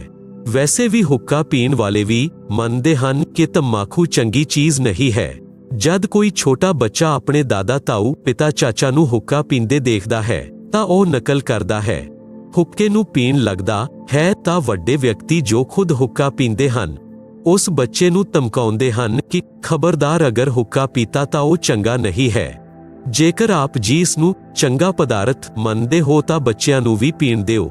आप जी सुन रहे हो जगत गुरु तत्वदर्शी संत रामपाल जी महाराज द्वारा लिखित किताब जीने की राह दा पन्ना नंबर 58। आप मना करदे हो अते मनदे हो कि यह चंगा नहीं है, हानिकारक है। ਸਰਦੀਆਂ ਵਿੱਚ ਇੱਕ ਮਕਾਨ ਵਿੱਚ ਛੋਟੇ ਬੱਚੇ ਵੀ ਸੌ ਰਹੇ ਹੁੰਦੇ ਹਨ। ਉਸੇ ਵਿਚਕਾਰ ਹੁੱਕਾ ਪੀਣ ਵਾਲਾ ਹੁੱਕਾ ਪੀ ਰਿਹਾ ਹੁੰਦਾ ਹੈ। ਉਹ ਖੁਦ ਤਾਂ ਪਾਪ ਕਰ ਹੀ ਰਿਹਾ ਹੈ, ਆਪਣੇ ਪਰਿਵਾਰ ਨੂੰ ਤੁਆ ਪਿਲਾ ਕੇ ਪਾਪ ਦਾ ਭਾਗੀ ਬਣਾ ਰਿਹਾ ਹੈ। ਛੋਟੇ ਬੇਟਾ ਬੇਟੀ ਨੂੰ ਦਾਦਾ ਪਿਤਾ ਜੀ ਆਪਣੇ ਹਿੱਸੇ ਦੇ ਦੁੱਧ ਨੂੰ ਪਿਲਾਉਣ ਦੀ ਕੋਸ਼ਿਸ਼ ਕਰਦਾ ਹੈ ਕਿ ਲੈ ਥੋੜਾ ਜਿਹਾ ਪੀ ਲੈ, ਦੇਖ ਤੇਰੀ ਚੋਟੀ ਵੱਧ ਰਹੀ ਹੈ ਅਤੇ ਪੀ ਜਾਊ। ਇਸ ਪ੍ਰਕਾਰ ਉਸ ਦੁੱਧ ਦਾ ਗਿਲਾਸ ਪਿਲਾ ਕੇ ਦਮ ਲੈਂਦਾ ਹੈ, ਕਿਉਂਕਿ ਦੁੱਧ ਬੱਚੇ ਦੇ ਲਈ ਲਾਭਦਾਇਕ ਹੈ। ਹੁੱਕਾ ਬੀੜੀ ਪੀਣ ਤੋਂ ਮਨਾ ਕਰਦਾ ਹੈ। ਦਿਲ ਤਾਂ ਕਹਿੰਦਾ ਹੈ ਕਿ ਤਮਾਕੂ ਪੀਣਾ ਬੁਰਾ ਹੈ, ਪਰੰਤੂ ਸਮਾਜ ਵਿੱਚ ਇਹ ਬੁਰਾਈ ਆਮ ਹੋ ਚੁੱਕੀ ਹੈ। ਇਸ ਲਈ ਪਾਪ ਨਹੀਂ ਲੱਗਦਾ। ਜਿਵੇਂ ਕੋਈ ਕਬੀਲੇ ਮਾਸ ਖਾਂਦੇ ਹਨ, ਉਹਨਾਂ ਦੇ ਬੱਚਿਆਂ ਦੇ ਲਈ ਉਹ ਪਾਪ ਆਮ ਗੱਲ ਹੈ। ਇਸ ਪ੍ਰਕਾਰ ਤਮਾਕੂ ਪੀਣਾ ਵੀ ਮਹਾਨ ਪਾਪ ਹੈ, ਪਰੰਤੂ ਪਰੰਪਰਾ ਪੈ ਗਈ ਹੈ, ਪਾਪ ਵਰਗਾ ਨਹੀਂ ਲੱਗਦਾ। ਇਸ ਨੂੰ ਤਿਆਗ ਦੇਣਾ ਚਾਹੀਦੀ ਹੈ। ਭਗਤ ਹਰਲਾਲ ਜੀ ਨੇ ਉਸੇ ਦਿਨ ਹੁੱਕਾ ਤੋੜ ਦਿੱਤਾ, ਚਿਲਮ ਫੋੜ ਦਿੱਤੀ। ਸਾਰੇ ਪਰਿਵਾਰ ਨੂੰ ਉਹ ਸਭ ਗੱਲਾਂ ਸੁਣਾਈਆਂ। ਨਾਮ ਦੀਖਿਆ ਦਵਾਈ। ਕਈ ਪੀੜ੍ਹੀ ਤੱਕ ਬੇਰੀ ਦੇ ਉਹਨਾਂ ਪਰਿਵਾਰਾਂ ਵਿੱਚ ਹੁੱਕਾ ਨਹੀਂ ਸੀ। ਬਾਅਦ ਵਿੱਚ ਸਤਸੰਗ ਦੇ ਅਭਾਵ ਵਿੱਚ ਫਿਰ ਤੋਂ ਕੁਝ ਪੀਣ ਲੱਗੇ ਹਨ। ਤਮਾਕੂ ਤੋਂ ਗਧੇ ਘੋੜੇ ਵੀ ਘ੍ਰਿਣਾ ਕਰਦੇ ਹਨ। ਇੱਕ ਦਿਨ ਸੰਤ ਗਰੀਬਦਾਸ ਜੀ ਪਿੰਡ ਛੁੜਾਨੀ, ਜ਼ਿਲ੍ਹਾ ਝੱਜਰ ਵਾਲੇ ਕਿਸੇ ਕੰਮ ਵਸ ਘੋੜੇ ਉੱਤੇ ਸਵਾਰ ਹੋ ਕੇ ਜੀਂਦ ਜ਼ਿਲ੍ਹੇ ਵਿੱਚ ਕਿਸੇ ਪਿੰਡ ਵਿੱਚ ਜਾ ਰਹੇ ਸਨ। ਮਾਰਗ ਵਿੱਚ ਪਿੰਡ ਮਾਲਖੇੜੀ, ਜ਼ਿਲ੍ਹਾ ਜੀਂਦ ਦੇ ਖੇਤ ਸਨ। ਉਹਨਾਂ ਖੇਤਾਂ ਵਿੱਚ ਦੀ ਘੋੜੇ ਉੱਤੇ ਬੈਠ ਕੇ ਜਾ ਰਹੇ ਸਨ। ਕਣਕ ਦੀ ਫਸਲ ਖੇਤਾਂ ਵਿੱਚ ਵੀ ਖੜੀ ਸੀ। ਘੋੜਾ ਰਸਤਾ ਛੱਡ ਕੇ ਕਣਕ ਦੀ ਫਸਲ ਦੇ ਵਿੱਚੋਂ ਵਿੱਚ ਚੱਲਣ ਲੱਗਾ। ਖੇਤਾਂ ਵਿੱਚ ਫਸਲ ਦੇ ਰਖਵਾਲੇ ਸਨ। ਉਹ ਲਾਠੀ ਡੰਡੇ ਲੈ ਕੇ ਦੌੜੇ ਅਤੇ ਸੰਤ ਗਰੀਬਦਾਸ ਜੀ ਨੂੰ ਲਾਠੀ ਮਾਰਨ ਦੀ ਕੋਸ਼ਿਸ਼ ਕੀਤੀ ਤਾਂ ਉਹਨਾਂ ਦੇ ਹੱਥ ਉੱਪਰ ਨੂੰ ਹੀ ਜਾਮ ਹੋ ਗਏ। ਸਭ ਆਪਣੀ ਆਪਣੀ ਜਗ੍ਹਾ ਪੱਥਰ ਦੀ ਮੂਰਤੀ ਦੇ ਸਮਾਨ ਖੜੇ ਹੋ ਗਏ। 5 ਮਿੰਟ ਤੱਕ ਉਸੇ ਪ੍ਰਕਾਰ ਰਹੇ। ਫਿਰ ਸੰਤ ਗਰੀਬਦਾਸ ਜੀ ਨੇ ਆਪਣਾ ਹੱਥ ਆਸ਼ੀਰਵਾਦ ਦੇਣ ਦੀ ਸਥਿਤੀ ਵਿੱਚ ਕੀਤਾ ਤਾਂ ਉਹਨਾਂ ਦੀ ਸੰਤਪਤਾ ਟੁੱਟ ਗਈ ਅਤੇ ਸਭ ਪਿੱਠ ਬਲ ਡਿੱਗੇ। ਲਾਠੀਆਂ ਹੱਥੋਂ ਛੁੱਟ ਗਈਆਂ। ਇਸ ਤਰ੍ਹਾਂ ਹੋ ਗਏ ਜਿਵੇਂ ਅਧਰੰਗ ਹੋ ਗਿਆ ਹੋਵੇ। ਰਖਵਾਲਿਆਂ ਨੂੰ ਸਮਝਦੇ ਦੇਰ ਨਹੀਂ ਲੱਗੀ ਕਿ ਇਹ ਸਧਾਰਨ ਵਿਅਕਤੀ ਨਹੀਂ ਹੈ। ਸਭ ਨੇ ਰੋਂਦੇ ਹੋਏ ਖਿਮਾ ਯਾਚਨਾ ਕੀਤੀ। ਫਿਰ ਸੰਤ ਗਰੀਬਦਾਸ ਜੀ ਨੇ ਕਿਹਾ ਕਿ ਭਲੇ ਪੁਰਸ਼ੋ ਕੀ ਰਾਹ ਚੱਲਦੇ ਵਿਅਕਤੀ ਦੇ ਨਾਲ ਅਜਿਹਾ ਵਿਵਹਾਰ ਕਰਦੇ ਹਨ, ਮਾਰਨ ਨੂੰ ਦੌੜੇ ਹੋ। ਪਹਿਲੇ ਤਾਂ ਇਹ ਜਾਣਨਾ ਚਾਹੀਦਾ ਸੀ ਕਿ ਕਿਸ ਕਾਰਨ ਕਰਕੇ ਘੋੜੇ ਫਸਲ ਵਿੱਚ ਲੈ ਗਏ ਹੋ। ਉਹ ਕਿਸਾਨ ਬੋਲ, ਹੁਣ ਦੱਸੋ ਜੀ, ਘੋੜਾ ਕਿਸ ਕਾਰਨ ਫਸਲ ਵਿੱਚ ਚਲਿਆ ਗਿਆ ਸੀ? ਸੰਤ ਗਰੀਬਦਾਸ ਜੀ ਨੇ ਪੁੱਛਿਆ ਕਿ ਇਸ ਖੇਤ ਵਿੱਚ ਇਸ ਫਸਲ ਤੋਂ ਪਹਿਲਾਂ ਕੀ ਬੀਜ ਰੱਖਿਆ ਸੀ? ਉਹਨਾਂ ਨੇ ਦੱਸਿਆ ਕਿ ਜਵਾਰ ਬੋਈ ਸੀ। ਉਸ ਤੋਂ ਪਹਿਲਾਂ ਕੀ ਬੀਜਿਆ ਸੀ? ਉਹਨਾਂ ਨੇ ਦੱਸਿਆ ਕਿ ਤਮਾਕੂ ਬੀਜਿਆ ਸੀ। ਆਪ ਜੀ ਸੁਣ ਰਹੇ ਹੋ ਜਗਤ ਗੁਰੂ ਤੱਤਵਦਰਸ਼ੀ ਸੰਤ ਰਾਮਪਾਲ ਜੀ ਮਹਾਰਾਜ ਦੁਆਰਾ ਲਿਖਤ ਕਿਤਾਬ ਜੀਨੇ ਕੀ ਰਾਹ ਦਾ ਪੰਨਾ ਨੰਬਰ 59। ਸੰਤ ਗਰੀਬਦਾਸ ਜੀ ਨੇ ਦੱਸਿਆ ਕਿ ਉਸ ਤਮਾਕੂ ਦੀ ਬਦਬੂ ਹੁਣ ਤੱਕ ਇਸ ਖੇਤ ਵਿੱਚੋਂ ਉੱਠ ਰਹੀ ਹੈ। ਉਸ ਦੀ ਬਦਬੂ ਤੋਂ ਪਰੇਸ਼ਾਨ ਹੋ ਕੇ ਮੇਰਾ ਘੋੜਾ ਰਸਤਾ ਤਿਆਗ ਕੇ ਦੂਰ ਨੂੰ ਜਾਣ ਲੱਗਿਆ। ਉਸ ਤਮਾਕੂ ਨੂੰ ਆਪ ਪੀਂਦੇ ਹੋ। ਆਪ ਤਾਂ ਪਸ਼ੂਆਂ ਤੋਂ ਵੀ ਗਏ ਗੁਜ਼ਰੇ ਹੋ। ਸੁਣ ਲਓ ਧਿਆਨ ਨਾਲ, ਇਸ ਦੇ ਬਾਅਦ ਇਸ ਪਿੰਡ ਵਿੱਚ ਕੋਈ ਵਿਅਕਤੀ ਹੁੱਕਾ ਨਹੀਂ ਪੀਏਗਾ, ਤਮਾਕੂ ਸੇਵਨ ਨਹੀਂ ਕਰੇਗਾ। ਜੇਕਰ ਆਗਿਆ ਦਾ ਪਾਲਣ ਨਹੀਂ ਹੋਇਆ ਤਾਂ ਪਿੰਡ ਨੂੰ ਬਹੁਤ ਹਾਨੀ ਹੋ ਜਾਏਗੀ। ਉਸ ਸਮੇਂ ਤਾਂ ਸਭ ਨੇ ਹਾਂ ਕਰ ਦਿੱਤੀ। ਸੰਤ ਦੇ ਚਲੇ ਜਾਣ ਦੇ ਪਿੱਛੋਂ ਬੋਲੇ ਕਿ ਪਰ ਲੈ ਨਾ ਹੁਟਕੀ। ਜਦ ਹੋਟਕੀ ਯਾਨੀ ਛੋਟਾ ਹੁੱਕਾ ਭਰਨ ਲੱਗੇ ਤਾਂ ਹੱਥੋਂ ਚਿਲਮ ਡਿੱਗ ਕੇ ਫੁੱਟ ਗਈ। ਦੂਸਰੀ ਹੋਟਕੀ ਦੀ ਚਿਲਮ ਲਿਆਏ, ਉਹ ਵੀ ਹੱਥ ਵਿੱਚ ਹੀ ਚੂਰ-ਚੂਰ ਹੋ ਗਈ। ਖੇਤ ਵਿੱਚ ਜਿੰਨੀ ਹੋਕੀ ਸੀ ਸਭ ਟੁੱਟ ਗਈਆ। ਚਿਲਮ ਵੀ ਫੁੱਟ ਗਈ। ਰਖਵਾਲੇ ਡਰ ਗਏ ਕਿ ਉਸ ਸੰਤ ਦੀ ਲੀਲਾ ਹੈ। ਪਿੰਡ ਗਏ ਤਾਂ ਪਿੰਡ ਦੇ ਸਭ ਹੁੱਕੇ ਟੁੱਟ ਗਏ। ਚਿਲਮ ਫੁੱਟ ਗਈਆ। ਪੂਰੇ ਪਿੰਡ ਵਿੱਚ ਹੜਕੰਪ ਮਚ ਗਿਆ। ਡਰ ਦਾ ਵਾਤਾਵਰਣ ਹੋ ਗਿਆ। ਰਖਵਾਲੇ ਪਿੰਡ ਵਿੱਚ ਆਏ ਤਾਂ ਕਾਰਨ ਦਾ ਪਤਾ ਚੱਲਿਆ। ਉਸ ਦਿਨ ਦੇ ਬਾਅਦ ਪਿੰਡ ਵਿੱਚ ਵਰਤਮਾਨ ਤੱਕ ਹੁੱਕਾ ਯਾਨੀ ਤਮਾਕੂ ਸੇਵਨ ਕੋਈ ਨਹੀਂ ਪੀਂਦਾ। ਪਿੰਡ ਦਾ ਨਾਮ ਹੈ ਮਾਲਖੇੜੀ। ਹੁੱਕਾ ਪੀਣੇ ਵਾਲੇ ਕਹਿੰਦੇ ਹਨ ਕਿ ਲੈ ਮੇਰੇ ਕੋਲ ਕੜਵਾ ਹੈ, ਤਮਾਕੂ ਹੈ, ਇਹ ਪਰ ਲੈ ਚਿਲਮ ਵਿੱਚ ਦੂਸਰਾ ਕਹਿੰਦਾ ਹੈ ਕਿ ਇਹ ਮੇਰੇ ਵਾਲਾ ਅਧਿਕ ਕੜਵਾ ਹੈ। ਸੰਤ ਗਰੀਬਦਾਸ ਜੀ ਨੇ ਦੱਸਿਆ ਹੈ ਕਿ ਮੇਰੀ ਤੋਂ ਦੇ ਉਪਰੰਤ ਯਮ ਦੇ ਦੂਤ ਉਸ ਕੜਵਾ ਤਮਾਕੂ ਪੀਣ ਵਾਲੇ ਦੇ ਮੁਖ ਵਿੱਚ ਮੂਤ ਦਿੰਦੇ ਹਨ। ਕਹਿੰਦੇ ਹਨ ਕਿ ਤੂੰ ਅਧਿਕ ਕੜਵਾ ਤਮਾਕੂ ਪੀਣਾ ਚਾਹੁੰਦਾ ਸੀ, ਲੈ ਪਿਆਰੇ ਕੜਵਾ ਮੂਤ ਪੀ ਲੈ। ਮੂਤਰ ਦੀ ਧਾਰ ਉਸ ਦਾ ਮੂੰਹ ਖੋਲ ਕੇ ਮੁਖ ਵਿੱਚ ਲਗਾਉਂਦੇ ਹਾਂ। ਸੰਤ ਗਰੀਬਦਾਸ ਜੀ ਨੇ ਇਹ ਇੱਕ ਲੀਲਾ ਕਰਕੇ ਬੁਰਾਈ ਛੱਡਵਾਈ ਸੀ। ਗਿਆਨ ਨਾਲ ਜੋ ਪ੍ਰਭਾਵ ਪੈਂਦਾ ਹੈ ਉਹ ਸਦਾ ਦੇ ਲਈ ਬੁਰਾਈ ਛੱਡਵਾ ਦਿੰਦਾ ਹੈ। ਗਿਆਨ ਸਤਸੰਗ ਨਾਲ ਹੁੰਦਾ ਹੈ। ਸਤਸੰਗ ਸੁਣਨ ਦੀ ਰੁਚੀ ਪੈਦਾ ਕਰੋ। ਸਤਸੰਗ ਸੁਣੋ। ਬੇਨਤੀ ਉਪਰੋਕਤ ਬੁਰਾਈ ਸਦਾ ਲਈ ਤਿਆਗ ਦੇਵੋ। ਇਸ ਤੋਂ ਜੀਵਨ ਦਾ ਮਾਰਗ ਸੁਹੇਲਾ ਹੋ ਜਾਏਗਾ। ਨਸ਼ਾ ਕਰਦਾ ਹੈ ਨਾਸ਼। ਨਸ਼ਾ ਚਾਹੇ ਸ਼ਰਾਬ, ਹੁੱਕਾ, ਅਫੀਮ, ਹੈਰੋਇਨ ਆਦਿ ਕਿਸੇ ਦਾ ਵੀ ਕਰਦੇ ਹੋ, ਇਹ ਆਪ ਦਾ ਸਰਵਨਾਸ਼ ਦਾ ਕਾਰਨ ਬਣੇਗਾ। ਨਸ਼ਾ ਸਭ ਤੋਂ ਪਹਿਲਾਂ ਤਾਂ ਇਨਸਾਨ ਨੂੰ ਸ਼ੈਤਾਨ ਬਣਾਉਂਦਾ ਹੈ, ਫਿਰ ਸਰੀਰ ਦਾ ਨਾਸ਼ ਕਰਦਾ ਹੈ। ਸਰੀਰ ਦੇ 4 ਮਹੱਤਵਪੂਰਨ ਅੰਗ ਹਨ। 1 ਫੇਫੜੇ, 2 ਜਿਗਰ ਯਾਨੀ ਲੀਵਰ, 3 ਗੁਰਦੇ ਯਾਨੀ ਕਿਡਨੀ, 4 ਹਿਰਦਾ। ਸ਼ਰਾਬ ਸਭ ਤੋਂ ਪਹਿਲਾਂ ਇਹਨਾਂ ਚਾਰੋਂ ਅੰਗਾਂ ਨੂੰ ਖਰਾਬ ਕਰਦੀ ਹੈ। ਸੁਲਫਾ ਯਾਨੀ ਚਰਸ ਦਿਮਾਗ ਨੂੰ ਪੂਰੀ ਤਰ੍ਹਾਂ ਨਸ਼ਟ ਕਰ ਦਿੰਦਾ ਹੈ। ਹੈਰੋਇਨ ਸ਼ਰਾਬ ਤੋਂ ਵੀ ਜ਼ਿਆਦਾ ਸਰੀਰ ਨੂੰ ਖੋਖਲਾ ਕਰਦੀ ਹੈ। ਅਫੀਮ ਨਾਲ ਸਰੀਰ ਕਮਜ਼ੋਰ ਹੋ ਜਾਂਦਾ ਹੈ, ਆਪਣੇ ਤਰੀਕੇ ਨਾਲ ਕੰਮ ਕਰਨਾ ਛੱਡ ਦਿੰਦਾ ਹੈ। ਅਫੀਮ ਨਾਲ ਹੀ ਚਾਰਜ ਹੋ ਕੇ ਚੱਲਣ ਲੱਗਦਾ ਹੈ। ਰਕਤ ਦੂਸ਼ਿਤ ਹੋ ਜਾਂਦਾ ਹੈ, ਇਸ ਲਈ ਇਹਨਾਂ ਨੂੰ ਪਿੰਡ ਨਗਰ ਵਿੱਚ ਵੀ ਨਹੀਂ ਰੱਖੋ। ਘਰ ਦੀ ਗੱਲ ਕੀ, ਸੇਵਨ ਕਰਨਾ ਤਾਂ ਸੋਚਣਾ ਵੀ ਨਹੀਂ ਚਾਹੀਦਾ ਹੈ। ਇੱਕ ਵਿਅਕਤੀ ਦਿੱਲੀ ਪਾਲਮ ਹਵਾਈ ਅੱਡੇ ਉੱਤੇ ਨੌਕਰੀ ਕਰਦਾ ਸੀ। ਸੰਨ 1997 ਦੀ ਗੱਲ ਹੈ। ਉਸ ਸਮੇਂ ਸੈਲਰੀ ਪੇ 12,000 ਰੁਪਏ ਮਹੀਨਾ ਸੀ। ਆਪ ਜੀ ਸੁਣ ਰਹੇ ਹੋ ਜਗਤ ਗੁਰੂ ਤੱਤਵਦਰਸ਼ੀ ਸੰਤ ਰਾਮਪਾਲ ਜੀ ਮਹਾਰਾਜ ਦੁਆਰਾ ਲਿਖਤ ਕਿਤਾਬ ਜੀਨੇ ਕੀ ਰਾਹ ਦਾ ਪੰਨਾ ਨੰਬਰ 60। ਦਿੱਲੀ ਦੇ ਪਿੰਡ ਵਿੱਚ ਇਹ ਦਾਸ ਯਾਨੀ ਰਾਮਪਾਲ ਦਾਸ ਸਤਸੰਗ ਕਰਨ ਗਿਆ। ਉੱਥੇ ਇੱਕ ਬਿਰਧਾ ਆਪਣੀ 3 ਪੋਤੀਆਂ ਦੇ ਨਾਲ ਸਤਸੰਗ ਵਾਲੇ ਘਰ ਵਿੱਚ ਆਈ, ਜੋ ਨਾਤੇ ਵਿੱਚ ਸਤਸੰਗ ਕਰਾਉਣ ਵਾਲਿਆਂ ਦੀ ਚਾਚੀ ਸੀ। ਉਹ ਪਿੰਡ ਦੇ ਬਾਹਰੀ ਖੇਤਰ ਵਿੱਚ ਪਲਾਂਟ ਵਿੱਚ ਮਕਾਨ ਬਣਾ ਕੇ ਰਹਿੰਦੀ ਸੀ। ਉਹ ਲੜਕਾ ਵੀ ਉਸੀ ਦਾ ਸੀ ਜੋ ਦਿੱਲੀ ਹਵਾਈ ਅੱਡੇ ਉੱਤੇ ਨੌਕਰ ਸੀ। ਬਹੁਤ ਸ਼ਰਾਬ ਪੀਂਦਾ ਸੀ, ਘਰ ਕੀ ਠੌੜ ਬਿਠੌੜਾ ਬਣਾ ਰੱਖਿਆ ਸੀ। ਪਤਨੀ ਬੱਚਿਆਂ ਨੂੰ ਕੁੱਟਦਾ ਸੀ ਕਿਉਂਕਿ ਉਸ ਦਾ ਪ੍ਰਤੀਦਿਨ ਸ਼ਰਾਬ ਪੀ ਕੇ ਆਉਣਾ, ਪਤਨੀ ਨੇ ਟੋਕਾ ਟਾਕੀ ਕਰਨੀ। ਪ੍ਰਤੀਦਿਨ ਦੀ ਮਹਾਭਾਰਤ ਸੀ। ਪਤਨੀ ਬੱਚਿਆਂ ਨੂੰ ਛੱਡ ਕੇ ਆਪਣੀ ਮਾਂ ਦੇ ਘਰ ਚਲੀ ਗਈ। ਦਾਦੀ ਨੇ ਬੱਚਿਆਂ ਨੂੰ ਸੰਭਾਲਿਆ, ਫਿਰ ਖੁਦ ਜਾ ਕੇ ਪੁੱਤਰ ਬਦੂ ਨੂੰ ਸਮਝਾ ਬੁਝਾ ਕੇ ਲੈ ਆਈ। ਉਸ ਰਾਤ ਨੂੰ ਉਹ ਵਿਰਧ ਆਪਣੀ ਪੁੱਤਰ ਬਦੂ ਤੇ ਪੋਤੀਆਂ ਸਹਿਤ ਆਇਆ ਸੀ। ਕਿਉਂਕਿ ਖੁਦ ਦੇ ਜੇਠ ਦੇ ਘਰ ਸਤਸੰਗ ਸੀ, ਇਸ ਲਈ ਆਉਣਾ ਪੈਂਦਾ। ਸਤਸੰਗ ਵਿੱਚ ਹਰ ਇੱਕ ਪਹਿਲੂ ਉੱਤੇ ਧਿਆਨ ਦੇਣਾ ਹੁੰਦਾ ਹੈ। ਪਹਿਲੇ ਪਰਮਾਤਮਾ ਦੀ ਭਗਤੀ ਲਾਭ ਤੇ ਨਾ ਕਰਨ ਨਾਲ ਹਾਨੀ ਦੱਸੀ ਜਾਂਦੀ ਹੈ। ਜੋ ਪੂਰੇ ਵਿਸ਼ਵਾਸ ਨਾਲ ਦੱਸੀ ਜਾਂਦੀ ਹੈ। ਉਸ ਦਿਨ ਉਹ ਸ਼ਰਾਬੀ ਪਹਿਲਾਂ ਘਰ ਗਿਆ, ਘਰ ਕੋਈ ਨਹੀਂ ਮਿਲਿਆ ਤਾਂ ਕੁਝ ਦੇਰ ਘਰ ਬੈਠਿਆ। ਫਿਰ ਇੱਕ ਪੜੋਸੀ ਨੇ ਦੱਸਿਆ ਕਿ ਤੁਹਾਡੀ ਮਾਤਾ ਜੀ ਤੁਹਾਡੇ ਤਾਊ ਦੇ ਘਰ ਪੂਰੇ ਪਰਿਵਾਰ ਨੂੰ ਲੈ ਕੇ ਗਈ ਹੈ। ਉਹਨਾਂ ਦੇ ਜਿੱਥੇ ਸਤਸੰਗ ਹੋ ਰਿਹਾ ਹੈ ਉੱਥੇ ਸਭ ਦਾ ਖਾਣਾ ਹੈ। ਪਰਮਾਤਮਾ ਦੀ ਕਰਨੀ ਹੋਈ, ਉਹ ਵੀ ਸਤਸੰਗ ਵਿੱਚ ਚਲਿਆ ਗਿਆ ਅਤੇ ਸਭ ਤੋਂ ਪਿੱਛੇ ਬੈਠ ਗਿਆ ਕਿਉਂਕਿ ਸ਼ਰਾਬ ਪੀ ਰੱਖੀ ਸੀ। ਸਤਸੰਗ ਵਚਨ ਸਤਸੰਗ ਵਿੱਚ ਦੱਸਿਆ ਗਿਆ ਕਿ ਮਾਨਵ ਜਨਮ ਪ੍ਰਾਪਤ ਕਰਕੇ ਜੋ ਵਿਅਕਤੀ ਸ਼ੁਭ ਕਰਮ ਕਰਦਾ ਤਾਂ ਉਸ ਦਾ ਭਵਿੱਖ ਬਣ ਜਾਂਦਾ ਹੈ। ਜੋ ਨਸ਼ਾ ਕਰਦਾ ਹੈ ਉਸ ਦਾ ਵਰਤਮਾਨ ਤੇ ਭਵਿੱਖ ਦੋਨੋਂ ਨਰਕ ਹੀ ਹੁੰਦੇ ਹਨ। ਨਸ਼ਾ ਇਨਸਾਨਾਂ ਦੇ ਲਈ ਨਹੀਂ ਹੈ, ਇਹ ਤਾਂ ਇਨਸਾਨ ਤੋਂ ਰਾਖਸ਼ ਬਣਾਉਂਦਾ ਹੈ। ਜੋ ਵਿਅਕਤੀ ਪੂਰਵ ਜਨਮ ਦੇ ਪੁੰਨ ਕਰਮਾਂ ਵਾਲੇ ਹਨ, ਉਹਨਾਂ ਨੂੰ ਇਸ ਜਨਮ ਵਿੱਚ ਉਹਨਾਂ ਸ਼ੁਭ ਕਰਮਾਂ ਦੇ ਪ੍ਰਤੀਫਲ ਵਿੱਚ ਚੰਗੀ ਨੌਕਰੀ ਮਿਲੀ ਹੈ ਜਾਂ ਚੰਗਾ ਕਾਰੋਬਾਰ ਹੈ। ਜੇਕਰ ਵਰਤਮਾਨ ਵਿੱਚ ਸ਼ੁਭ ਕਰਮ, ਭਗਤੀ ਤੇ ਦਾਨ ਧਰਮ ਨਹੀਂ ਕਰੋਗੇ ਤਾਂ ਭਵਿੱਖ ਦੇ ਜਨਮਾਂ ਵਿੱਚ ਗਧਾ, ਕੁੱਤਾ, ਸੂਰ, ਬੈਲ ਬਣ ਕੇ ਧੱਕੇ ਤੇ ਗੰਦ ਖਾਓਗੇ। ਜਿਵੇਂ ਮਾਨਵ ਯਾਨੀ ਇਸਤਰੀ ਪੁਰਸ਼ ਜੀਵਨ ਵਿੱਚ ਪੂਰਵ ਦੇ ਸ਼ੁਭ ਕਰਮ ਅਨੁਸਾਰ ਚੰਗਾ ਭੋਜਨ ਮਿਲਿਆ ਹੈ, ਚੰਗਾ ਮਾਨਵ ਸਰੀਰ ਮਿਲਿਆ ਹੈ। ਜਦ ਚਾਹੋ ਖਾਣਾ ਖਾਓ, ਪਿਆਸ ਲੱਗੇ ਪਾਣੀ ਪੀਓ, ਇੱਛਾ ਹੋਵੇ ਤਾਂ ਚਾਹ ਦੁੱਧ ਪੀਓ, ਫਲ ਤੇ ਮੇਵਾ ਯਾਨੀ ਕਾਜੂ ਬਦਾਮ ਖਾਓ। ਜੇਕਰ ਪੂਰਾ ਗੁਰੂ ਬਣਾ ਕੇ ਸੱਚੇ ਦਿਲ ਤੋਂ ਭਗਤੀ ਤੇ ਸਤਸੰਗ ਸੇਵਾ ਦਾਨ ਧਰਮ ਨਹੀਂ ਕੀਤਾ ਤਾਂ ਅਗਲੇ ਜਨਮ ਵਿੱਚ ਗਧਾ, ਬੈਲ, ਕੁੱਤਾ ਬਣ ਕੇ ਦੁਰਦਸ਼ਾ ਨੂੰ ਪ੍ਰਾਪਤ ਹੋ ਜਾਓਗੇ। ਨਾ ਸਮੇਂ ਉੱਤੇ ਖਾਣਾ ਮਿਲੇਗਾ, ਨਾ ਪਾਣੀ, ਨਾ ਕੋਈ ਗਰਮੀ ਸਰਦੀ ਤੋਂ ਮੱਛਰ ਮੱਖੀ ਤੋਂ ਬਚਣ ਦਾ ਸਾਧਨ ਹੋਏਗਾ। ਮਾਨਵ ਜੀਵਨ ਵਿੱਚ ਤਾਂ ਮੱਛਰਦਾਨੀ ਆਲ ਆਊਟ ਨਾਲ ਬਚਾਓ ਕਰ ਲੈਂਦੇ ਹਨ, ਗਰਮੀ ਤੋਂ ਬਚਣ ਦੇ ਉਪਾਅ ਖੋਜ ਲਏ ਹਨ, ਪਰੰਤੂ ਜਦ ਪਸ਼ੂ ਬਣੋਗੇ ਫਿਰ ਕੀ ਮਿਲੇਗਾ।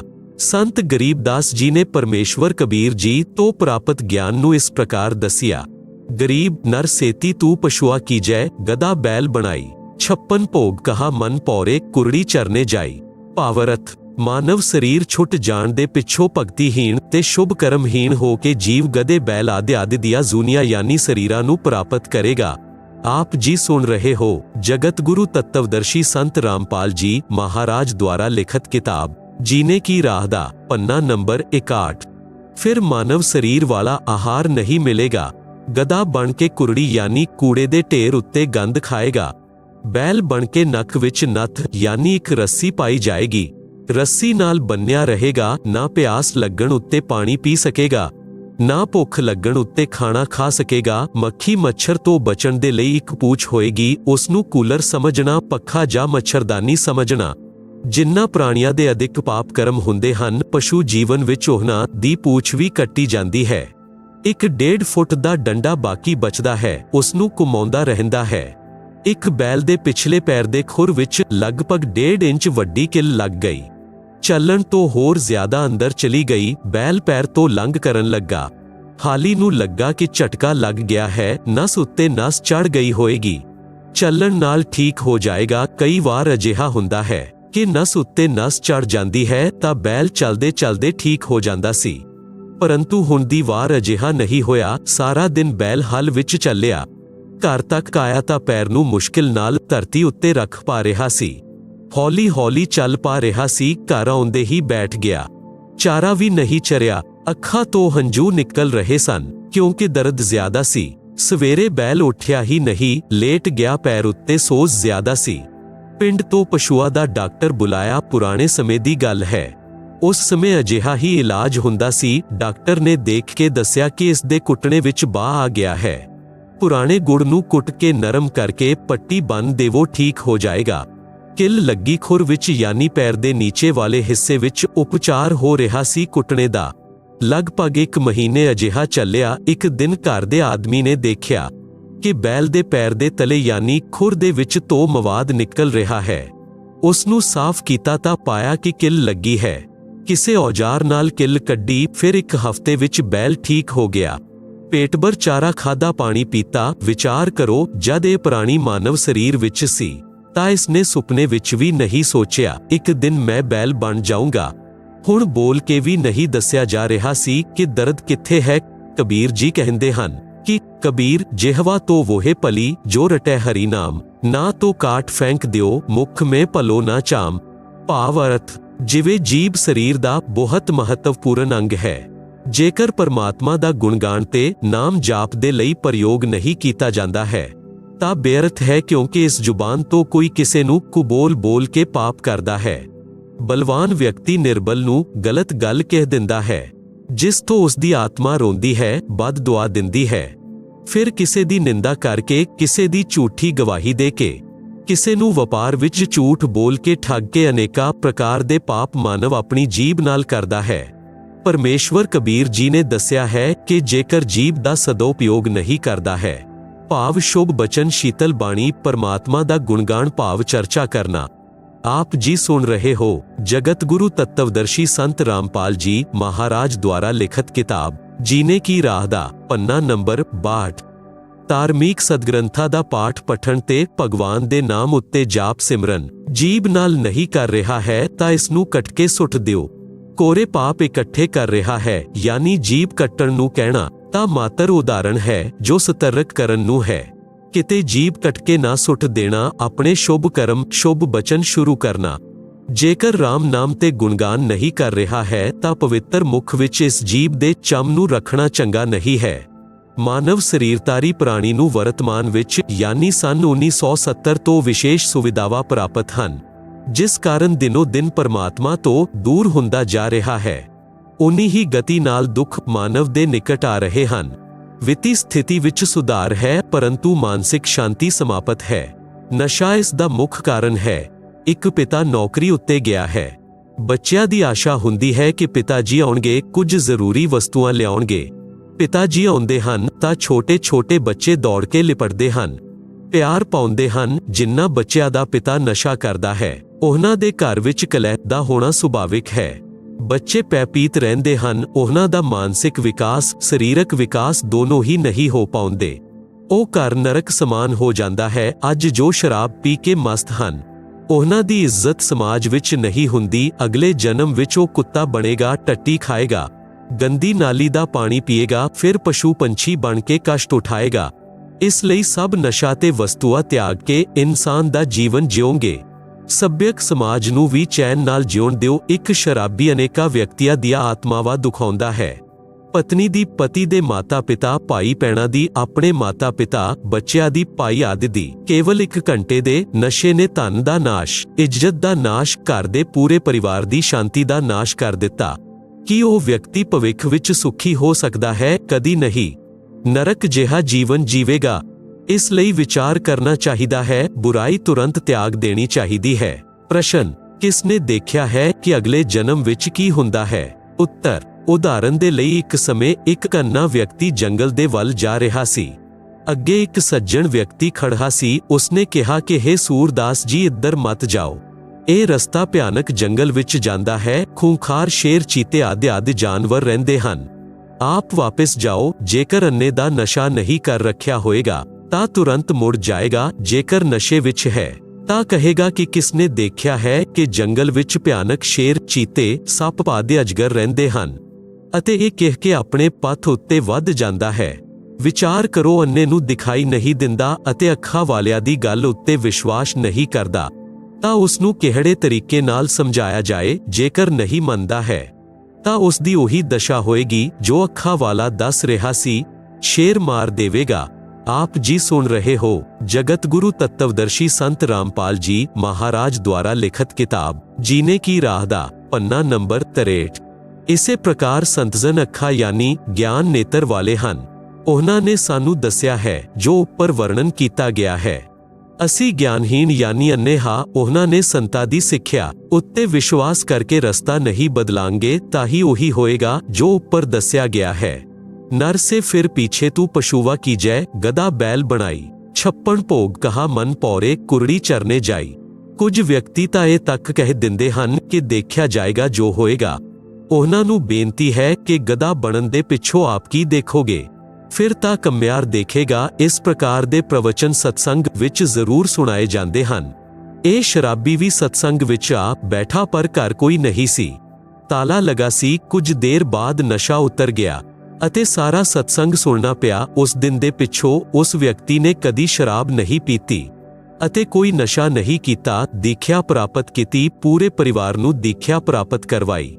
ਅਸੀਂ ਯਾਨੀ ਲੇਖਕ ਤੇ ਸਤਸੰਗ ਵਿੱਚ ਗਏ। ਕੁਝ ਭਗਤ ਸਵੇਰੇ ਪਿੰਡ ਦੇ ਬਾਹਰ ਘੁੰਮਣ ਦੇ ਲਈ ਗਏ ਤਾਂ ਰਸਤੇ ਵਿੱਚ ਉਸ ਵਿਅਕਤੀ ਯਾਨੀ ਹਵਾਈ ਅੱਡੇ ਵਾਲੇ ਦਾ ਘਰ ਸੀ। ਗਲੀ ਵਿੱਚ ਉਸ ਦੀ ਮਾਤਾ ਜੀ ਖੜੀ ਸੀ। ਉਸਨੇ ਕਿਹਾ ਕਿ ਮਹਾਰਾਜ ਜੀ ਚਾਹ ਪੀ ਕੇ ਜਾਣਾ। ਪਿੰਡ ਦੇ ਭਗਤ ਨੇ ਦੱਸਿਆ ਕਿ ਇਹਨਾਂ ਦੇ ਘਰ ਜ਼ਰੂਰ ਚੱਲੋ, ਉਜੜਿਆ ਪਿਆ ਹੈ ਇਹ ਪਰਿਵਾਰ।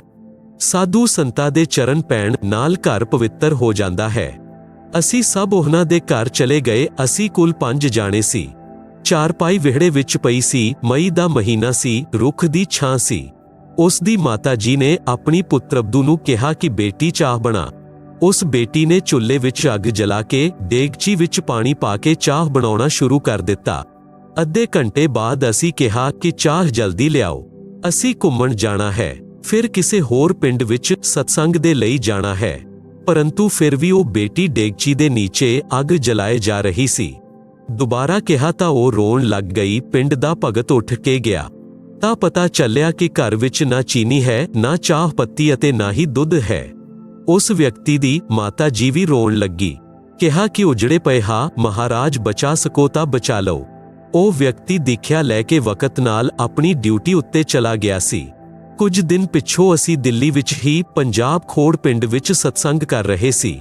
ਉੱਥੇ ਉਹ ਵਿਅਕਤੀ ਆਪਣੀ ਮਾਤਾ ਤੇ ਪਤਨੀ ਤੇ ਤਿੰਨੋਂ ਬੇਟੀਆਂ ਨੂੰ ਕਾਰ ਵਿੱਚ ਬੈਠ ਕੇ ਸਤਸੰਗ ਵਿੱਚ ਲੈ ਆਇਆ। ਪਹਿਲਾਂ ਇੱਕ ਟੁੱਟੀ ਜਿਹੀ ਮੋਟਰਸਾਈਕਲ ਸੀ। ਸਭ ਬੱਚਿਆਂ ਦੇ ਸੁੰਦਰ ਵਸਤਰ ਪਹਿਨ ਰੱਖੇ ਸਨ। ਕਹਿ ਰਹੇ ਸਨ ਕਿ ਪਿਤਾ ਜੀ ਹੁਣ ਮੰਮੀ ਦੇ ਨਾਲ ਕਦੀ ਨਹੀਂ ਲੜਦੇ। ਸਭ ਤਨਖਾਹ ਦਾਦੀ ਜੀ ਨੂੰ ਦਿੰਦੇ ਹਨ। ਅਸੀਂ ਤਾਂ ਸਵਰਗ ਵਿੱਚ ਰਹਿਣ ਲੱਗੇ।